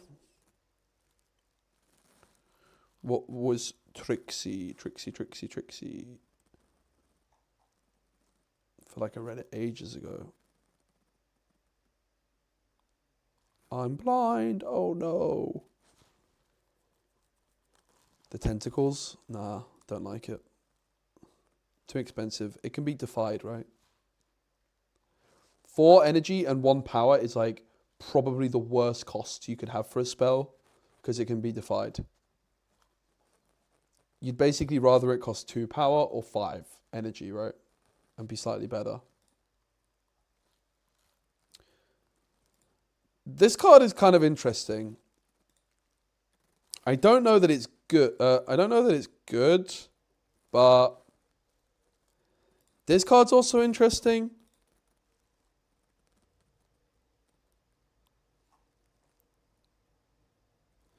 So we've got how many slots? I think like 3 slots. 1, 2. I can just show you the document actually. It's easier doing it that way, right?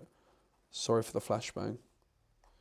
1, 2, 3, 4, 5, 6, 7, 8. We've got those. There's 2 slots left.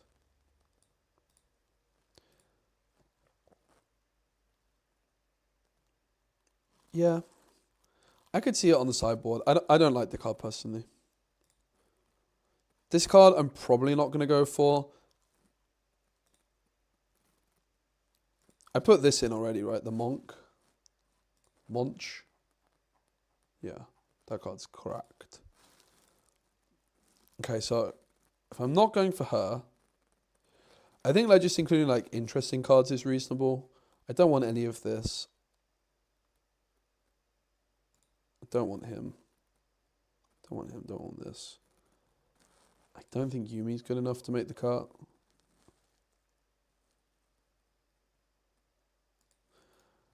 I think I'm going to include this. I don't know. It's a very hard card to evaluate, but I have a feeling it could prove to be. I mean, it's certainly interesting. And then we've just got one other.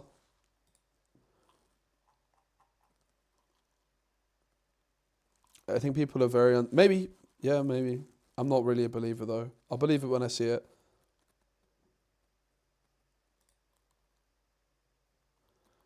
I think I kind of want to talk about Honey Fruit, I would say, most out of all of them.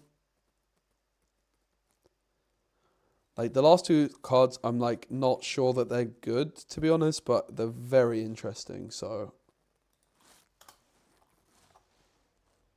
let's go with them. Honey Fruit seems good in green Azir. Interesting. I just think that this card, like, the 2 problems with it is it enters exhausted, and I don't think I like playing XP stuff, so I'm not sure you ever get to level 6. But if you are playing an XP deck... I mean, you probably just play Honey Fruit, right? All right, let's go to blue. Thanks, guys. I really appreciate you all being here. I'm enjoying it. If you're watching on YouTube, you can give the stream a like. It actually helps out a ton. Thanks so much. No pressure. Before we do blue, I'm going to go get my bottle of Pepsi. I'm even going to keep the mic on me. Actually, I'm not, because I'm going to pee. I'll be like 2 minutes.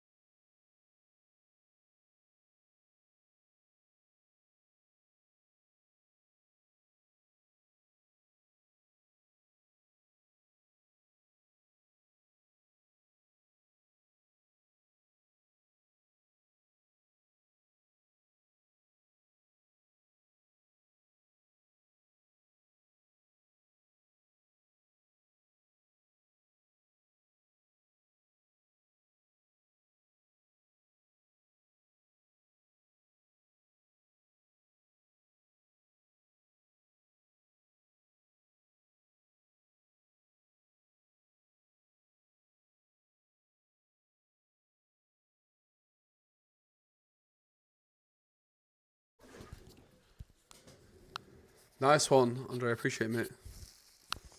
I'll post a video also of like the best 10 cards from each color. Then I kind of turn this like into something nice. I just want to like start spending more time talking Riftbound with you guys in general on stream. And then that just helps me easily create high quality content. Because like doing this kind of thing, like looking through all the cards can be a bit time consuming, and it's easy to like tunnel vision and miss stuff and misunderstand stuff. But yeah, basically just like enjoying spending more time talking Riftbound moving forwards. I also have like a bad habit where like I see low stream number and I stop stream. I'm trying to get past that. So far, so good. Okie dokie. Blue. I got cooked by this card in a video which my friend Fresh Lobster just posted. We did a pre-rift versus each other because Riot very kindly gave me 2 pre-rifts and Lil. And I got... The video's out. Oh my god, this card cooked me.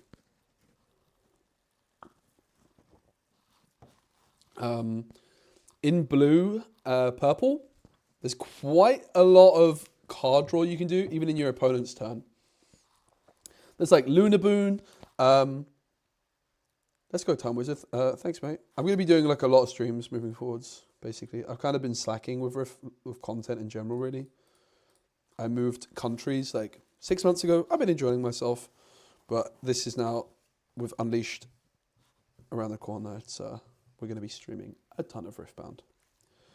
But yeah, Frigid Jewel is, I mean, it's going to be like a specific kind of card. But when we look at purple, I think blue-purple is the best chance for it. Nice one, that's you. I'm not sure this one's going to be good enough to make it into our top ones, but my god, I got cooked by Unsealed. The video is now out. You can go check it out. Downstage Dramatics. This is like one of the cards that you could draw. I mean, if you got Ezreal down, you pay 3 to draw 2. Paying 4 to draw 2 is not very good. It's Consult the Past from hand.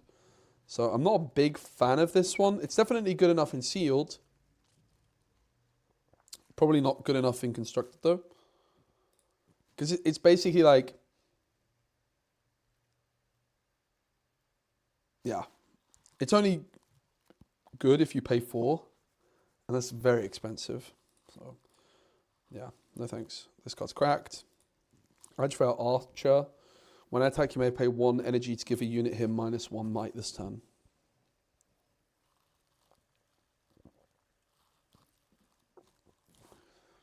Not a big fan of it. Where would it be best?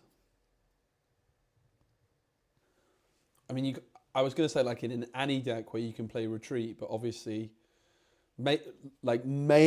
I mean, I think it's best with Diana, right? Because of the +1. Diana kind of pays for it. Maybe you could play Flash. What are the other 2 drops available to you in blue? Ravenbloom Student. Watchful Sentry. It's already got quite a bit of competition, right? That's 2 cards, which I think right out of the gates are much more likely to be played than it. And then you've got to pair it with another colour. I think it's not good enough. I think this card's good. Give a Gear Temporary. That's got to be good, right? Is that the best gear removal available in blue? Probably. Pickpocket aside, right? I don't think... I mean, I'm trying to think about what I would play as gear removal. Yeah, there's like nothing in blue. In a Teemo deck, it would be Factory Recall, or it would be... what's the other one called? Where both player kills one. I think this card's brilliant. This is definitely going to make the cut in our list. Sprite Fountain is temporary gear. When you play this, play a 3 might Sprite unit token with temporary to your base, and then Death Knell, repeat this gear's effect. Rocket Barrage, yeah, true. Cost of Power, you get a Sprite and a Sprite the next turn. That's pretty damn good, right?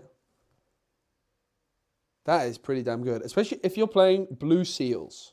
This card's brilliant. How many people play blue seals? Very few. Very few, but...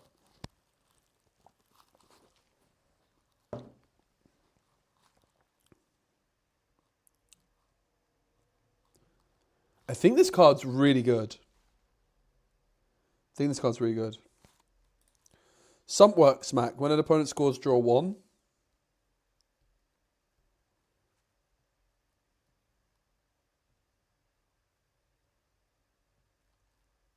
That's reaction speed.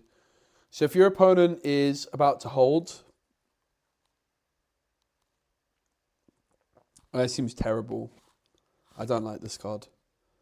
Like, the best case for this card is that your opponent's scoring twice, so you draw twice.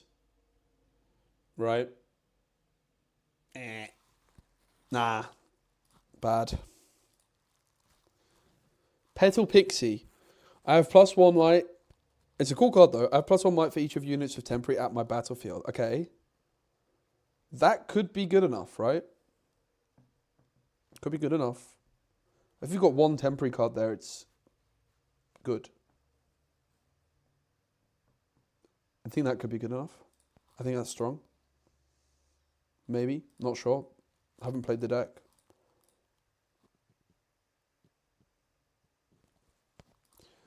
This just might be like control, quite unitless, right? Like, I'm not sure that you actually care about curve with this. I'm not blown away by it, but it's definitely not bad. Smoke and mirrors, hidden action, choose a unit you control and another unit you control at a different location. If at least one of them has temporary, move each to the other's location, draw 1. Seems good. Can hide it. Only costs 2. Replaces itself. If you play seals, you basically tap the seal, get a movement mechanic, which replaces itself. Card's got to be good, right? It's like a tie turner effect, but more flexibility. Obviously, it has to be a temporary and something else. Yeah, it's good. Very good, I think. Keeper of Masks. Hidden 1 might. Teemo! I have to think about Teemo cards here, bro. Would I want to play this in Teemo? Probably not. I mean, I play sprites currently, but it's probably a bit too niche. 1 might. Temporary. When you play me, play 2 reflection unit tokens here. They become copies of me.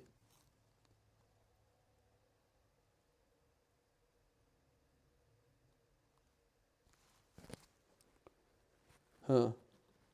3 1/1s. 3 1 might guys that will die after a turn. 3 guys. It's very weird, isn't it? It's a very weird card.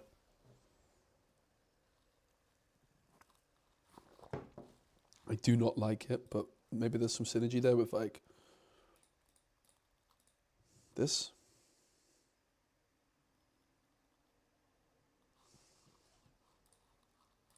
Seems kind of random though. Mirror image is good. Crescent strike.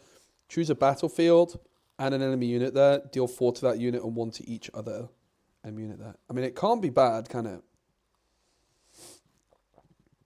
4 damage to a unit at a battlefield. I mean, Void Seeker costs 4 and draws a card. I feel like it's just a worse Void Seeker, right?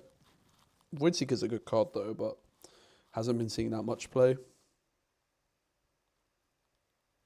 Could be a good tech card for Kaiser to deal with like Victor, for example, right? Probably it's more of like a tech card on the sideboard, maybe for some matchups. I think Diana's very good. Pay 1, which obviously, if you're playing Diana Legend, I wouldn't ever play this in the main deck. This is a one-of Chosen Champion card, right? It's a one-of Chosen Champion. Really good, I think. Moonfall's good. Hunt, lame. I have +1 and ganking. Yeah, whatever. The XP stuff's terrible, man. I don't think there's any blue XP legends, right? Eclipse. Give a unit -4 and predict. So it's kind of giving Stupefy vibes, right? If you were to play 3 Stupefies all in one turn, you would do -3 and replace self. This doesn't replace self, but it does give you consistency. Smokescreen-ish, yeah. I think this card's good. I do think this card's strong.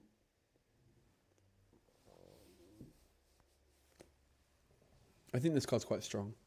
Predict is quite powerful as like a bonus effect. Like the card would actually be reasonable without the predict, right? And the predict is quite a big deal, therefore, as a bonus. It's like a lot of the predict cards are bad because like predict is all they do. Like the Mystic Poro is like an understated card with predict, and predict doesn't do enough heavy lifting there. But this card is quite good without the predict, and the predict is actually what makes the card super duper reasonable, right? We did red, green, and now blue. This is our third color. Predict turn deck. I don't think it is time. I mean, the odds on hitting a Nocturne off predict is so minuscule, right? Because you would have a 38 card deck because you play the predict card. Your sample size is 1, and you have 3 Nocturnes. I mean, it's honestly not even that bad. 7.5%. 90% of the time you don't hit it. Obviously 92%, but yeah. I mean, it all adds up, right? But yeah, probably not. Lilia. This card's cracked, right? Probably. This card confuses me. When I move from a location, that does include the base. Move the Lilia around. I think it's good, right? I think it's good. That's just one I kind of need to play with and play some set 3 games to see what's going on. The Chakram Dancer with Ambush. When you play me, give your other units here shield. Hey, Persian. That is pretty good as an ambush play. Doesn't give itself shield, but it's a 3/3 with ambush, which is super reasonable, and it gives your other guys shield. I think this card's strong. Like imagine this in like a Victor deck or a Lux deck or something, right? Where you've got like the Vanguard Armory, and suddenly all of your flipping Victor guys just go. Your recruits just turn to 2, mate. And it's only costing you 3. And it's still 3 stats itself. It's pretty damn good. The question is like, what decks do you really have that many resources open and available? And I think, yeah, Victor Lux. Especially Victor. Even Renata, because you can play Vanguard Armory, right? But yeah, basically if you're playing like a Vanguard Armory deck, which is good, very good, with Jace, Vanguard Armory, I think this is a really reasonable addition to those decks. Really reasonable. Even just playing it as like a 3/3 in your own turn is not that bad. 3/3 is super fine. You wouldn't put a 3/3 in your deck to be a 3/3, but like putting it can just be a 3/3, which is super fine with like huge potential upside. I like this card a lot. I think it's really strong. Curtain Call is pretty okay. LeBlanc everywhere at once. Temporary effects, Ammo Battlefield don't trigger. I'm guessing this card's very strong, right? Gutter Palace. This card's a good meme. At the start of your beginning phase, if you have exactly 4 cards in hand and exactly 4 units at battlefield, you win the game. So beginning phase happens before you draw. And you can exert this in your own turn only to discard. Is it exhaust or exert? I think it's exhaust, right? Exhaust this to discard 1. Play 1 Might Bird unit token with deflect. Terrible card, but an awful lot of fun. Jin, Meticulous Killer. Oh baby, this might actually be the number 1 spot in my list of blue cards that I like.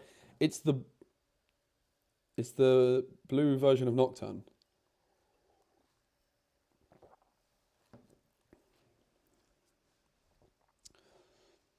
The difference is with this card is compared with Nocturne, it's just a lot easier to achieve. It's a lot better played from hand.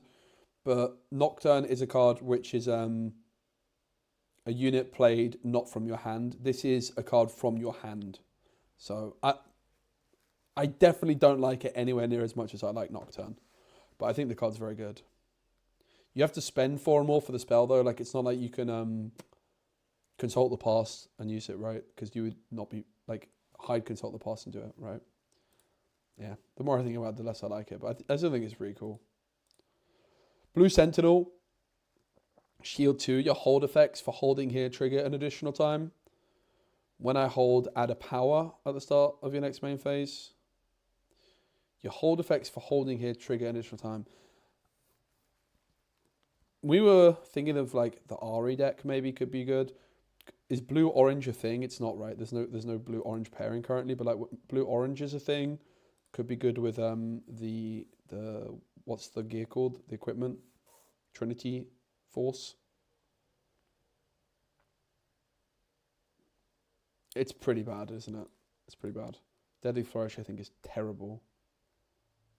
I mean, I guess it can deal 3 to something at base, but when you look at Falling Star and this, it's also just kind of like a worse Rocket Barrage, right? Dramatic Visionary, Death Knell Predict 2. It's actually not bad. It's actually not bad at all. Predict 2 is a lot. I actually quite like this card. This is a card you can play with Nocturne. Predict 2 is a lot more than Predict 1, right? I mean, it's like a Sanctum effect. The Predict deck, yeah, it's true. 15% chance to hit a Nocturne on average. It's pretty good odds. That's not bad odds. It all adds up as well, right? The more of the stuff you play. This card is really not bad. Yeah, this card's cracked, right? This card is definitely going to be one of the best cards in blue. When I move, draw 1, then discard 1. It's better to do it in this order unless you have an empty hand, right? Draw 1, discard 1 is better. Unless you have an empty hand, then discard 1, draw 1's better. And then you can either, if you discard a spell, you draw 1. If you discard a gear, you ready 2 runes. And if you discard a unit, you get +3. Most likely this will be best in blue and purple with Ride the Wind, with Tide Turner. Of course, you could also play it in like green with Yasuo. Blue-green is not Yasuo, bro. So pretend I never said that. What is blue-green? Blue-green is Ornn. Blue-green is Ari. Yeah, so it's probably best in blue and I think of Jigabobba.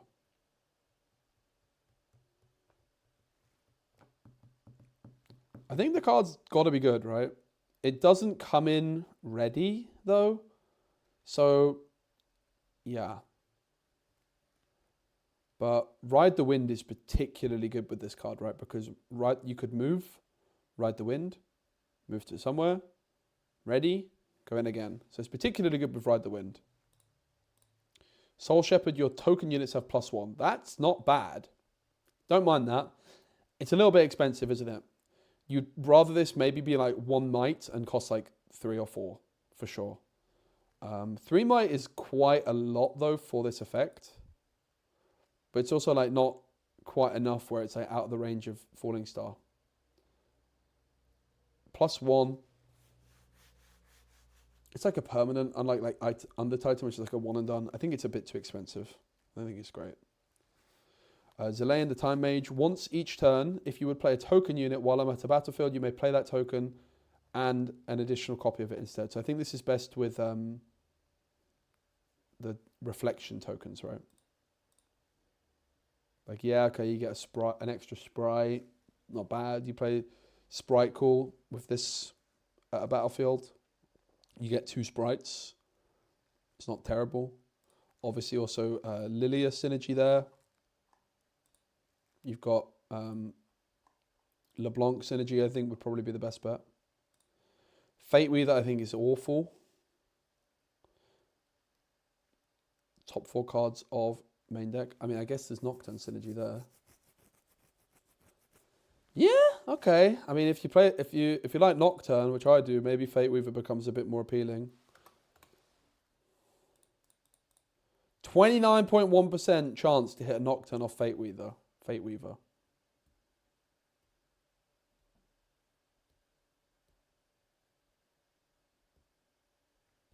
It's very expensive. Sprite Burst is great. Really good. Ruined Rex. Mm. Is there like some ways of like triggering the death knell multiple times?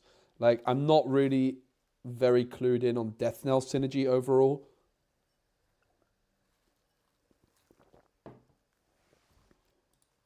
LeBlanc. Right. Yeah, okay. Carthius, yeah. There's maybe some stuff you can do with it. My gut feeling is it's just worse than the other Riptide Rex, right? Spectral Centaur. When another friendly unit dies, give me +2 might this turn. Yeah, I got cooked by this card.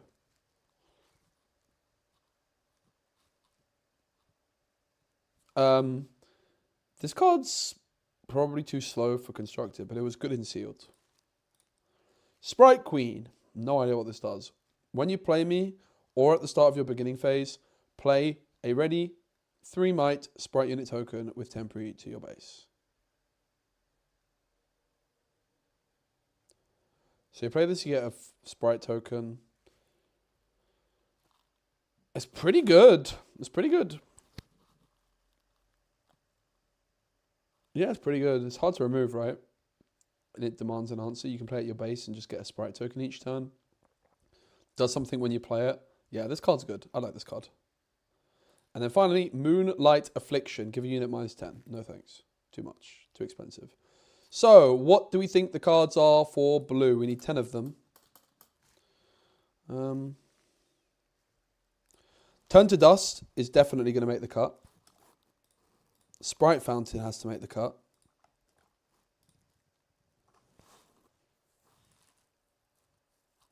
Smoke and Mirrors probably makes the cut. I think Diana maybe makes the cut as a chosen champion. I think Eclipse makes the cut as a good card. Lilia probably makes the cut. I could also exclude chosen champion units. Maybe we think about that because it could be a separate video. Like LeBlanc, I guess, makes it though if we are including chosen champs in this. Jin also, I guess, makes it if we're including champs. Let me look at the other ones we looked at, like the other colors we did so far. Did we have chosen champs in this? I think we probably did. Oh no, it broke. Yeah, we did. 1, 2, 3. Not that many though.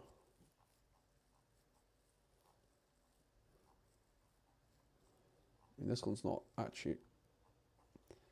I kind of don't hate the idea of like not doing chosen champs. So like Pike, Vi, Jin.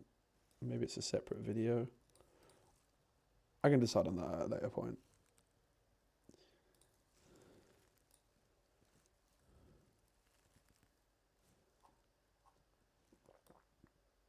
I just put the guys in for now.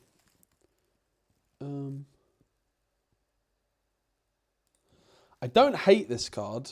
I don't know that it's quite good enough, but I actually think it's all right. I guess this card's okay. I'm kind of a bit lost with blue. I kind of hate this card, but I like talking about Nocturne at any opportunity. I feel like I've really oversold this one. We're going to have to get rid of a few. I don't really know that I like the Ruined Rex.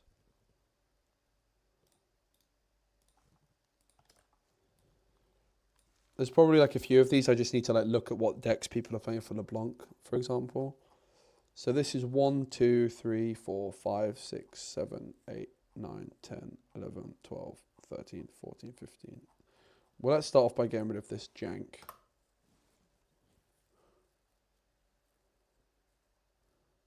I don't want this either.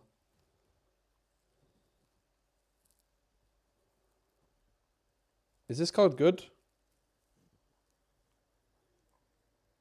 I can get rid of this. Super average.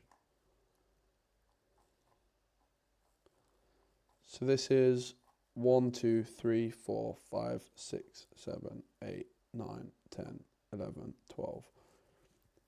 We've got to get rid of 2 more. Sprite Queen's very expensive.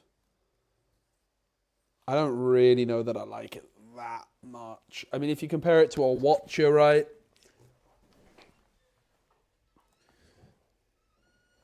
It's pretty good though. Like it's a instant impact threat.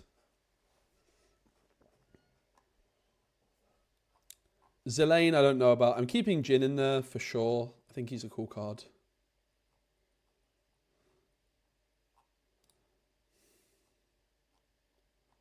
This card's just fine as a chosen champ.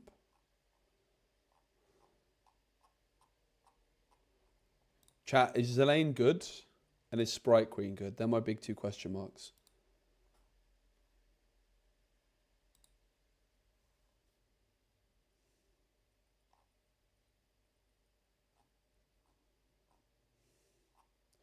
Once each turn, if you would play a unit token while I'm at a battlefield, you may play that token. Sprite Queen, great. Yeah, I think we need to keep Sprite Queen. I'm not convinced by this one. Seems very slow. I think we get rid of him. And then we have to get rid of one more.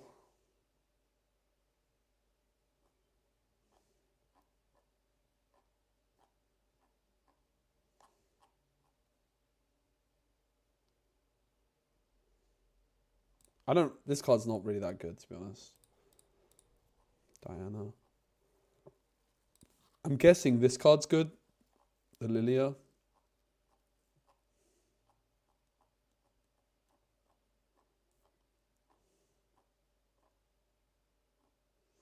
The other Diana better. I don't think it's better as a chosen champion, though. Let me look.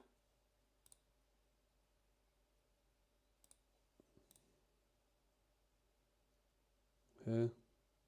Oh.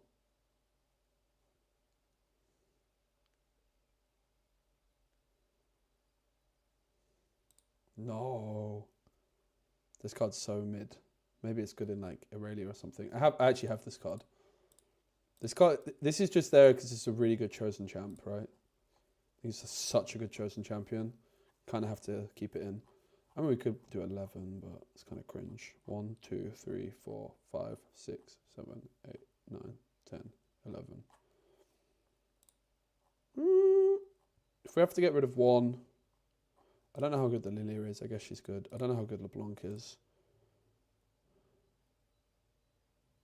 I like Jin a lot. I want to keep him. Whatever. I'll just work out later.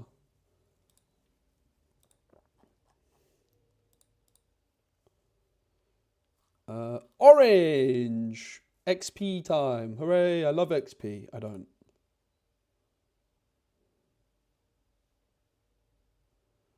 So we've got Kha'Zix, Rengar, Master Yi, Poppy as legends. All pretty terrible as legends, but you've got 3 really strong signature spells within this. Blood Rose. When you play a unit, you may pay 1 energy to gain 1 XP. Spend 3 XP, ready a unit.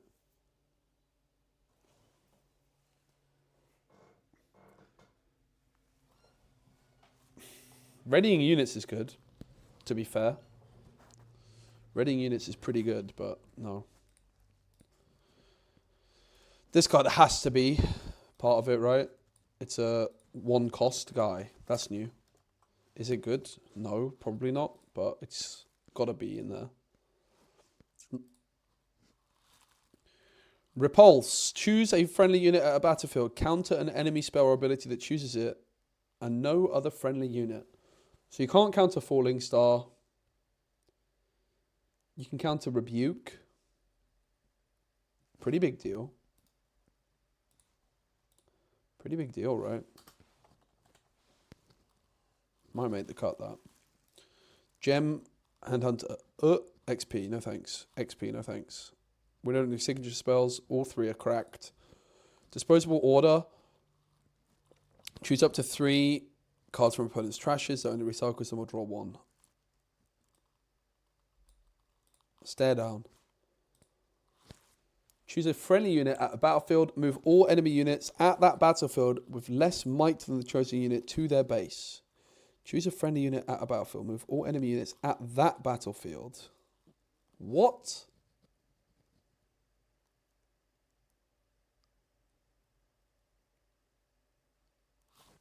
Am I missing something? How the hell does this card work?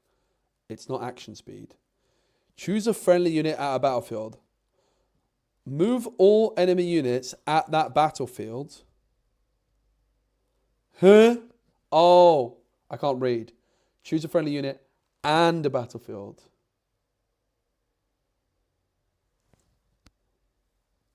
Hey, mate. Riftbound's definitely not dying. Riftbound's very much like on the up. The game's very new. Makes sense. I'm hoping that set 13 for Lorcana turns things around. Is Riftbound better? Depends what you're looking for. I love both games very much. Riftbound has higher skill expression currently. If you're looking for a game with very high skill expression, you will enjoy Riftbound. If you're looking for a game which is overly complicated, if you're looking for a game which is overly complicated and has weird rules that kind of get quite tedious and annoying because so many things don't make sense, then you'll also like Riftbound. Like, Riftbound's definitely not a perfect game. I'm really enjoying it a lot. It's also fresh and different, right? Like, it's just nice to play different things and compare. But yeah, Riftbound is basically like higher skill expression, but also like kind of like harder as a result too, right? So is this card good? Choose a friendly unit and a battlefield. Move all enemy units at that battlefield with less might than the chosen unit to their base. Yeah, it's pretty good, right? It's like a giga fight or flight type of effect.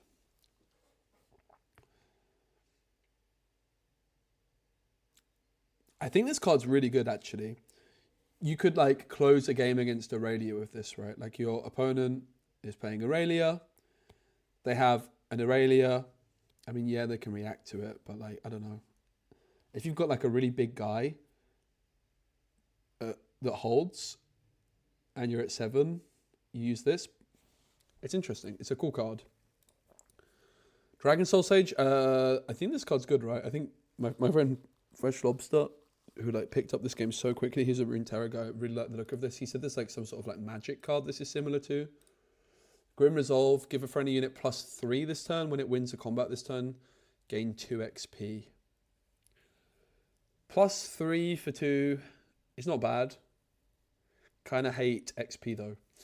Irresistible Faefolk. When I move to a battlefield, you may move an enemy unit to that battlefield.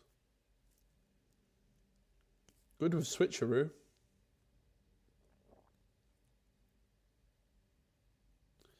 Move to a battlefield. Yeah, it's good, right? It's really good. You can use it like a charm. Okay, it's going to die. But very powerful effect, potentially. Risky, but good. Yeah, that's true. With tank, that's a really good observation. It does pair really well with tank, yeah. Even without though, right? Like, okay, it dies, but like a charm goes into the discard after you play it. But this is just like a charm that it's telegraphed. Hey, Inferns. Charm on a delay is so much worse than without. Not necessarily though. That's actually not necessarily true, right? So it's worse because your opponent can see it coming and can play around it more easily. But also it's like something that you can like set up, right? There's like some merit to it. It's like, yeah, if you view it as a delay, but maybe the way of looking at it is it's not a delay. It's just like, it's a 2-drop for curve, which is really valuable. It's not powerful enough effect to set up. I disagree. I think Charm was giga broken as a card. I think this card's excellent. The more I look at this card, the more I like it. It's a 2-drop. It's curve, right? It's curve that's also a charm. Like a bad charm, like a worse charm, but an orange charm that's also a 2-drop. I think this card's absolutely cracked. It's a 2-drop. Have I won you guys over yet? I don't know if I mentioned that. It's a 2-drop. It costs 2. Crazy card. That's awesome. Big fan of that one. This guy says the words XP, so I'm not interested. Nidalee, cat form. 3 with 1 power and 4 might. When I win a combat, draw 1.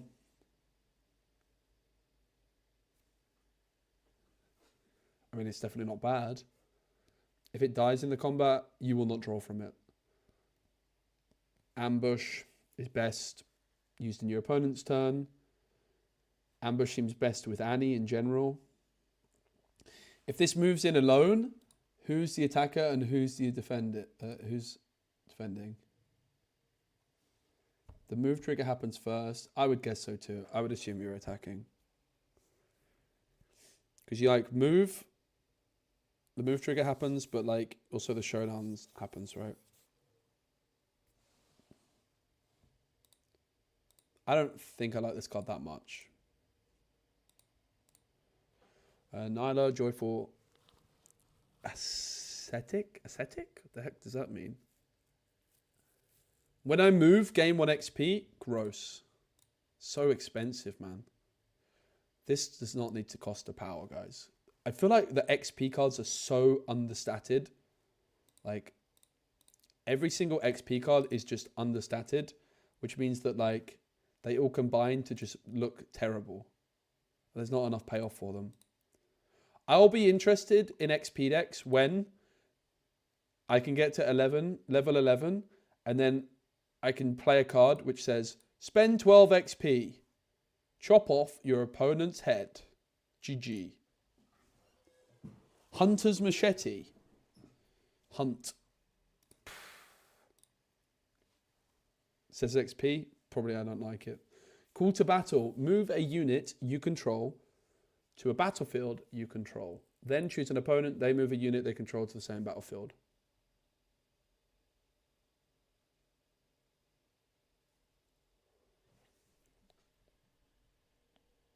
Move a unit you control to a battlefield you control. So basically you're having to move a unit from one battlefield to the other, or from the base to a battlefield. And then your opponent picks something. It's a worse charm. Much worse charm. It's kind of jank. Because worse charm. True. But charm is broken. So this is the card though, right? This is basically like Call to Battle is like basically wants to be this, but this card is absolutely cracked. You not having control over what unit it is, I think is just going to be too awkward. But yeah, if they only have one unit and it's a Ruin Runner, it is pretty good in some spots, right? So it's an interesting card. Again, saying it's a worse charm, though, still makes it sound kind of good to me. Because also it's a worse orange charm, right? But yeah, I think it's not very good. It's a bit too janky. It's interesting. It could be sideboard worthy. Maybe, maybe not. King Cow Initiate. When you play me, draw one or more. Draw one if your other units have total 5 might or more. That's good, right? That's a good card. 3/3 that replaces itself is probably quite good. It's not spectacular. Master Yi is pretty terrible. 4/4. Hunt 2, level 6, have deflecting ganking, and it's still just for 4 might guy. Hunt 2. I mean, yeah, sure. No thanks. What if, hear me out, Hunt 0, because I don't play any Hunt cards. GG. Sounds better. Wily Newt Fish. If you've gained X...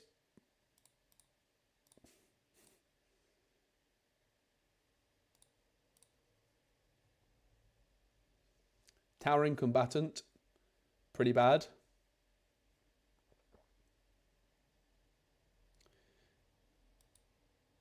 Rengar. Trophy Hunter.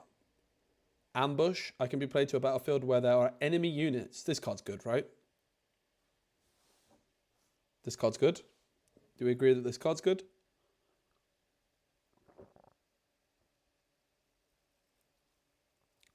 Yeah.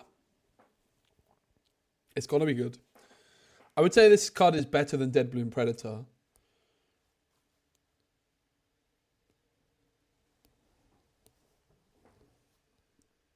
outside of Aurora.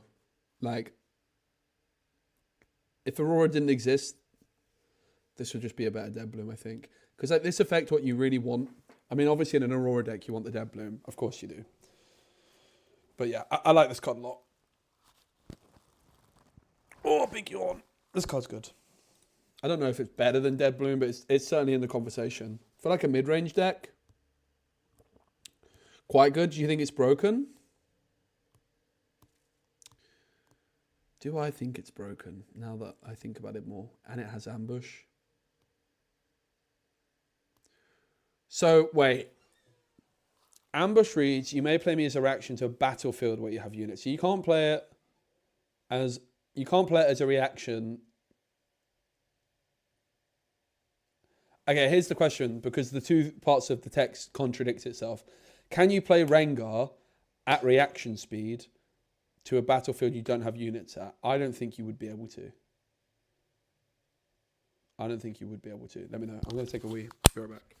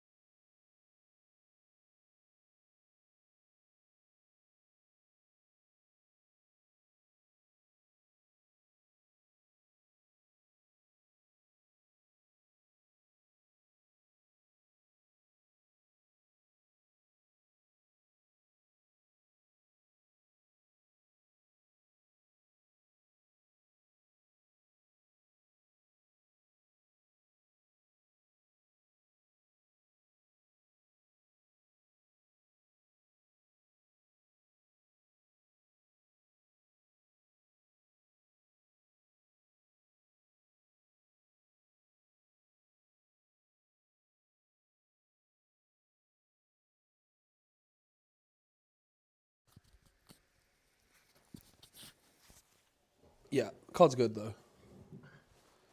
Card's very good. I like it. I was not that high up on this card when I first looked at it. I guess like I thought it was good, but I do think you guys are maybe slightly overhyping it. It's like a good card. I would say it's quite fair. but very strong. I mean, I like the card. The thing is that I would compare this card to, I think it's a better version of this.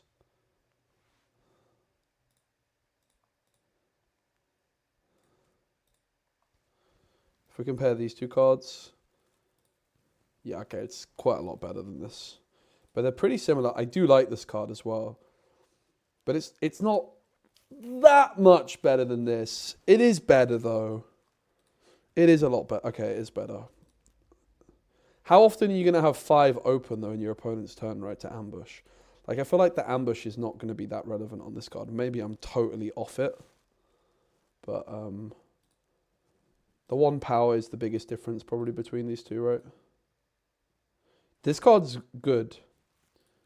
This card's probably better. And a better version of Carnivorous Snapvine is a good card.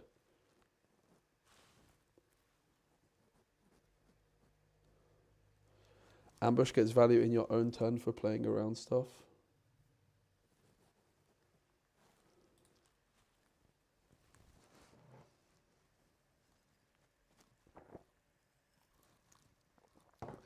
Yeah, the ambush is almost like distracting from the good part of this card, right? Like, you can basically, if you just evaluate this card without ambush, it's probably the best bet. Right? And the ambush is definitely a very nice bonus to have that probably doesn't come up very often. It's not that much better than the Snapvine, but the fact that it's a whole power less, and I do like the Snapvine a lot, so this card's good. I don't think it's that brilliant, though. I mean, maybe I do think it's pretty brilliant, actually. How much is Deadbloom? 8? Is Deadbloom 8? Yeah. And it also only costs a power. Okay, it's pretty... okay, this card's really good.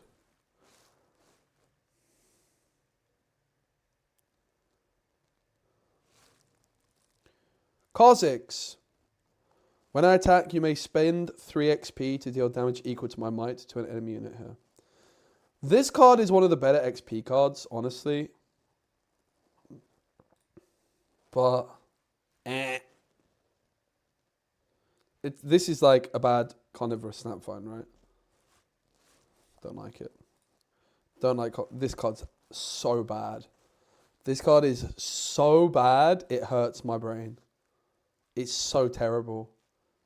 It is the biggest bait known to man. It's absolutely horrendous.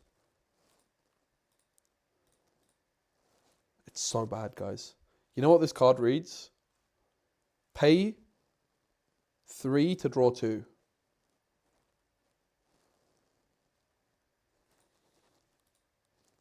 Poppy's great. Really good. Really, really good card. This is one of the few cards that reads XP that's good. Because, like, you can play this without XP.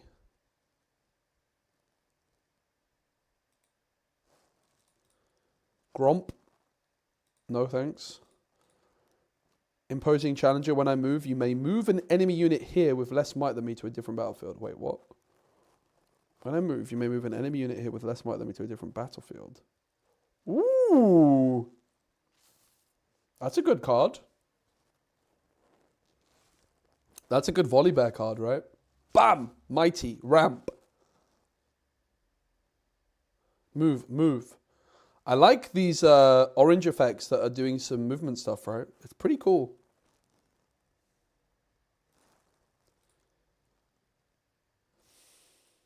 I'm not even going to bother with that one. Arachnoid Horror. Hunt 2. I can be played to an occupied battlefield if an enemy unit is alone there. Friendly units can be played to an occupied battlefield and if an enemy unit is alone there. Honestly, it's one of the better ways of generating XP, but nah. This card, I won my Game 1 pre-Rift, which I did a video on with my glasses, or my friend's glasses that I borrowed, where my Ash discarded this and it won me the game. Choose 2 units. They deal damage equal to their mights to each other. If you've got 2 enemy units at the same might, this takes them both out. So maybe it's best of like, I don't know, like Stupefy almost, where you could like make them meet, but currently that's not a combo that you can do. It's a pretty good card though.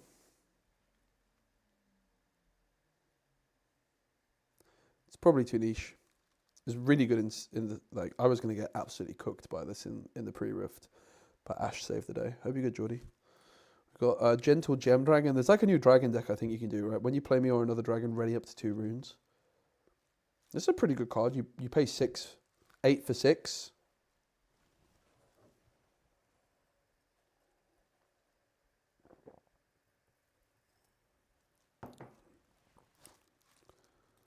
And this card's not even very good. Don't even need to talk about it, guys.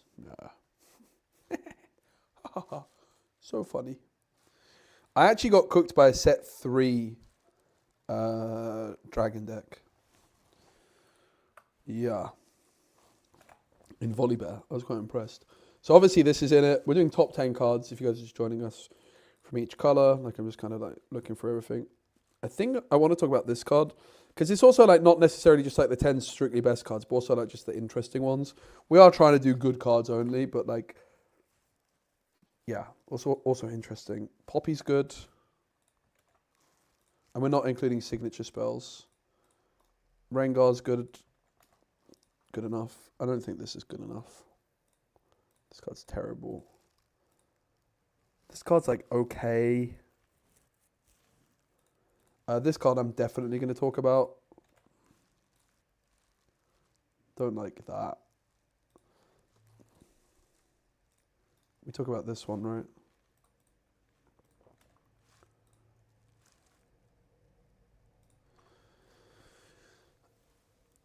Is this card good? I think this card's good. Just like anti-rebuke alone is kind of solid. So if we look at what I've got so far, I've got 1, 2, 3, 4, 5, 6, 7, 8. 2 more slots. What do you guys think? Thanks to Cardmarket, the channel sponsor. They sponsor this stream. It's the biggest marketplace for Riftbound in Europe.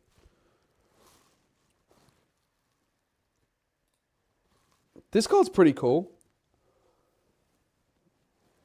The eyes have it. Great flavor text. So we got 2 slots, so stare down's an option. Call to battle, It's quite interesting, but I don't think it's very good. Maybe the Gentle Gem Dragon. Do we already include it? Let's include that. Wait, did I include this one in the count? 1, 2, 3, 4, 5, 6, 7, 8. Let's include that. Seems cool. And you have 1 more card. I feel bad that I'm not including any XP cards, but it is what it is, man. We could just put this in. This card's like pretty fine. It's pretty lame though, isn't it? We're not including signature spells.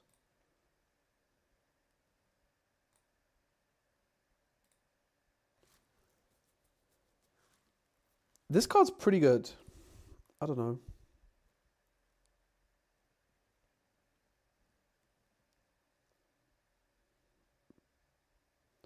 What would you guys go for in the last one? We have 1 spot available.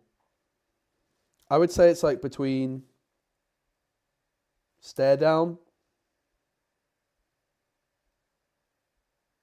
I mean, this card's quite good, right? Grim Resolve. +3 for 2. It's pretty reasonable. Like, even if you don't have any XP, 2 XP is a lot.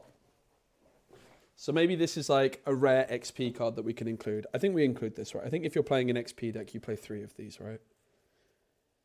You play, let's say you have 6 open. Bing, bam, boom. 6 XP. King kind of shit. Yeah. Maybe we just go for the XP one. It's a bit more interesting. I'll put that on the list as well, and I'll decide if it maybe makes the cut. Hello. So up next is purple. Purple usually has lots of terrible cards, guys. Very bad colour. Hee hee. Good jokes. This guy's got gags.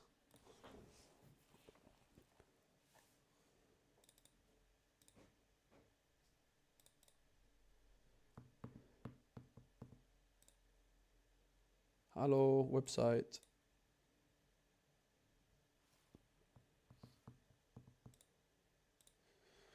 So we've got Kha'Zix, Diana, Vex, Pike. The list. As you play this, I mean, this is going to be in the list, right? It's literally the list, bro. This card I like a lot. I think it's really strong. IKLS? Yeah. Ooh. Oh my goodness. Is that a cat plant? New cat plant, and cats have just gone chasing all after it. Existential Dread, that's going to be in the list. Scurrier's Bloom. This card really impressed me in Sealed. I think it's good. I think it's going to see play in Aurora decks as well. I think it's just very strong. So basically you pay 2 to replace self and predict 2. And you gain an XP. Like, without the XP, it's still good. Abandon. Yep, that's good. Okay, maybe we do need 20 for purple. Heedless Resurrection. As an additional cost to play this killer-friendly unit, play a unit from your trash that costs no more energy and no more power than the killed unit, ignoring its cost. You could do Brine here, Thunder Song with this, right? But you can't, if you kill Brine here, you can't resurrect the same Brine here, right? As far as I'm aware. I don't think we're going to include this because I think purple's got so many damn good cards. Sinister Poro. When I attack, you may pay 1 energy to move an enemy unit here to its base. That's got to be up in the conversation. Isolate is pretty good.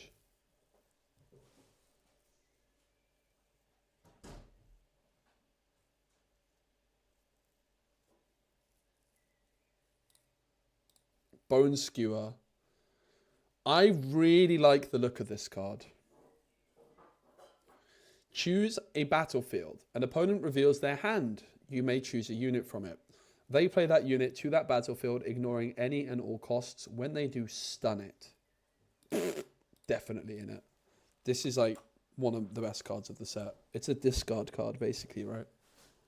And you can hide it and do it in your opponent's turn. Crazy good card. Mr. Root, it gains XP. That's unlucky for you, mate. 2 is a lot, though, for an XP deck. Evelyn. Bro, when there is an Evelyn legend, jeez. Yeah, but if you play Purple Seals. This card's good. This card's really good, but probably only for Purple Seal decks. But, yeah, this card's good. That's a very powerful effect. When there's an Evelyn Legend, I'm going to be super interested because a 2-cost champion gives me Chibo vibes. When you play me from face down on your turn, you may move an enemy. Yeah, this card's cracked, bro. What do you mean? I can't not talk about a 2-cost champ. This card's good as well, the Insightful Investigator. But, like, you never use XP, right? So basically, 3 cost to look at your opponent's hand. It's not bad. Starcrossed has to be in the list. Oh, God. Purple's really pushing us. Pike's not going to be good enough to compete with this lot. Bewitching Spirit has to be in the list, bro. Are you crackers? It's just a good card, isn't it? This isn't going to be good enough. Lunar Boon's not good enough. I don't really know that Diana's good enough to talk about.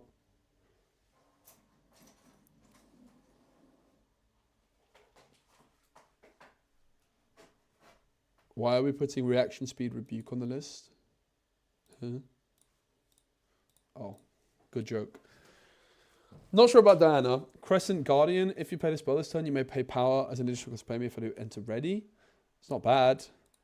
Cursed Sarcophagus is quite an interesting card. It's quite slow though.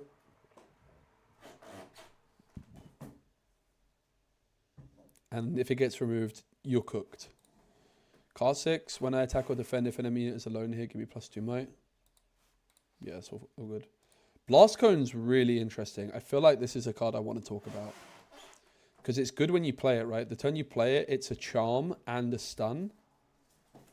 And then if you were to play Blast Cone with charms, then all of your charms also stun. It's pretty sick. I mean, Vex is obviously going to be in the list. Walking Roost is not going to be in it. This isn't going to be in it. This won't be in it.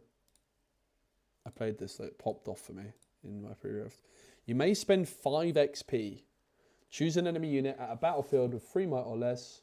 If you play the additional cost, choose any enemy unit at a battlefield instead. Take control of it, exhaust it, and recall it.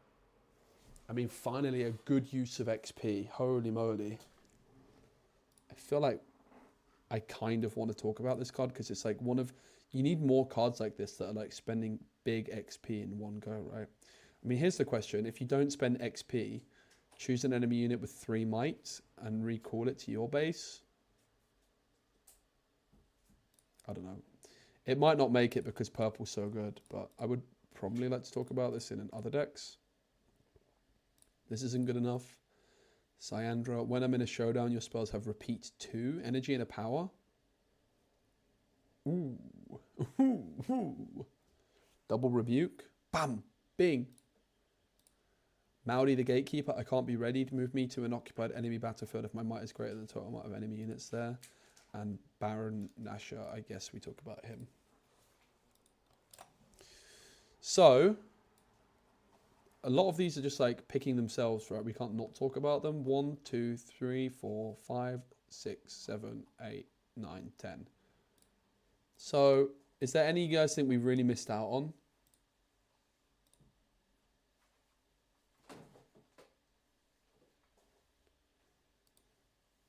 I don't think so, right? I think I would like to talk about Blast Cone.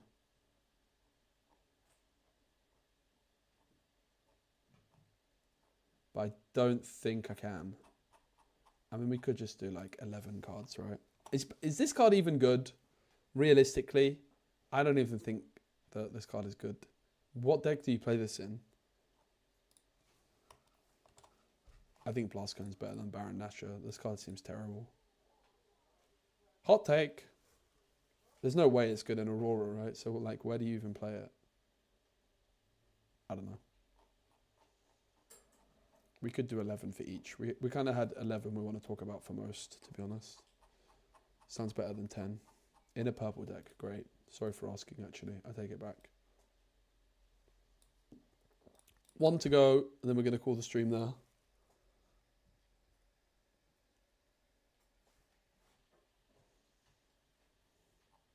Yella. So we've got Ivern, LeBlanc, Vi, and Poppy. Starting with Sacrifice. As an additional cost to play this, kill a friendly mighty unit. Draw 2, channel 1. I feel like that's going to be good enough for our list. With like the old hoo-ha. What's the thingy-majigger called? The 2 cost? Can't remember the name of it. Undying Loyalty. This costs 2 less if you control a bird, dog, cat, or poro. Play a unit with cost no more than 2 and no more than 1 power from your trash, ignoring its cost. That's good, right? Lonely Poro. Bing Bam Boom. For a power? Just play like Yellow Seal maybe? I don't know. I think it's good. Might not end up making it, but I think it's good. Shadow's Call. Choose a friendly unit without temporary. Give it temporary. Draw 2.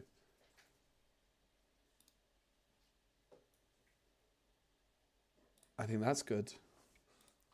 Pay 2 to draw 2, right? Basically.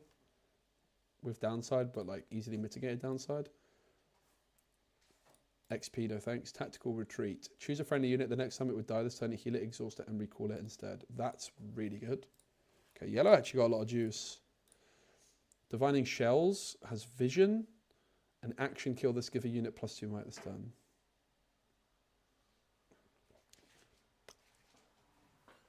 Your opponent can see it coming. It's probably not going to be good enough for the list. It's not bad, though. I like this card. I think this definitely is going to make the list. I really like this card. I think it's great. This is an XP guy. Kill a unit at a battlefield with 3 might or less. It's kind of like a bad Wages of Pain, right? Crimson Pigeons is not bad. Loyal Porro is probably not great. I think this card's good, right? LeBlanc, Assault, and Death Knell draw 1. If it's your beginning phase, draw 2 instead. So if you give this temporary, it draws 2. And you make like thingamajiggers with it. This card's good. Give a friendly unit +1 this turn and stun an enemy unit. Action speed. Stuns are just good, right? This card's not bad. It's probably not good enough. Stalking Wolf has an additional cost to play me. Kill a bird, cat, dog, or porro. You may play me to its battlefield. Yeah. Mage Seeking Investigator. Opponents must pay a power for each unit beyond the first to move multiple units to my battlefield at the same time. Nah. Bandle Soldier. I enter ready at level 3. Ash I like, honestly, a lot. I really like Ash. Ultra Soft Porro. Exert and play 2 1 Might Bird unit tokens to deflect. Use this ability only when I'm at a battlefield. No. Starhound. When you play me, return a bird, cat, dog, or porro from your trash to your hand. Vi Peacekeeper with Ambush. When I attack, stun an enemy unit here. It's not bad. Safety Inspector. You may spend 3 XP to play me. When you play me, each player must kill one of their units. If you pay the additional cost, you don't kill a unit this way. It's not bad either. Shepherd Gear. This one. When you play this, gain 1 XP. Yeah, sure. That's fair. It's one of the better XP cards. Ivan. Yeah. Probably. We talk about it. Poppy. You may spend 3 XP as an additional cost to play me. If you do, it costs 3 less. Ambush Tank. It's pretty cool. Shard of Undoing. The first time a friendly unit dies during your beginning phase each turn, each opponent must kill one of their units. Rift Herald. When I move to a battlefield, look at the top 3 cards of your main deck. You may reveal a unit from among them and draw it. Recycle the rest. Death Knell. Play a unit from your hand to your base, ignoring its energy cost. Runation. Probably we should talk about Runation in this video. Daisy and Atakan. You may kill a friendly unit as an additional cost to play me. If you do, I cost 1 energy less for each energy it costs and a power less for each power it costs. When I attack, the defender must kill 1 of the units here. And like just skimming through, we did this pretty rapidly. Oh, it bugged again. So how many did I just quickly? I think a lot. 1, 2, 3, 4, 5, 6, 7, 8, 9, 10, 11. Is there anything we missed there? We might just be doing 11 for each because it seems like there's like 11 cards I want to talk about. I do agree this card's better than I gave it credit for. This card's also okay, but I don't think it's good enough to talk about. Top 11 tile is going to pop off. I agree. Alright guys, I'm going to call it there. That was a fun stream. Thanks for hanging out. Riftbound streams will probably be back, I would guess, Monday, probably. Because there's the event this weekend. Maybe we do a bit of a watch party, but probably I won't. Sunday I'm doing Lorcana tournament. Maybe we do like a bit of a Riftbound stream tomorrow before the event, and I watch some of it, because I probably will be watching it. So there might be a stream tomorrow. Sunday's a Lorcana day, and then probably Monday, Tuesday, Wednesday, next week will be Riftbound streams. I'm away the following weekend, but yeah. Basically expect more Riftbound streams soon. There'll be gameplay stuff as well, so I appreciate you all hanging out. I hope you had fun, and see you soon.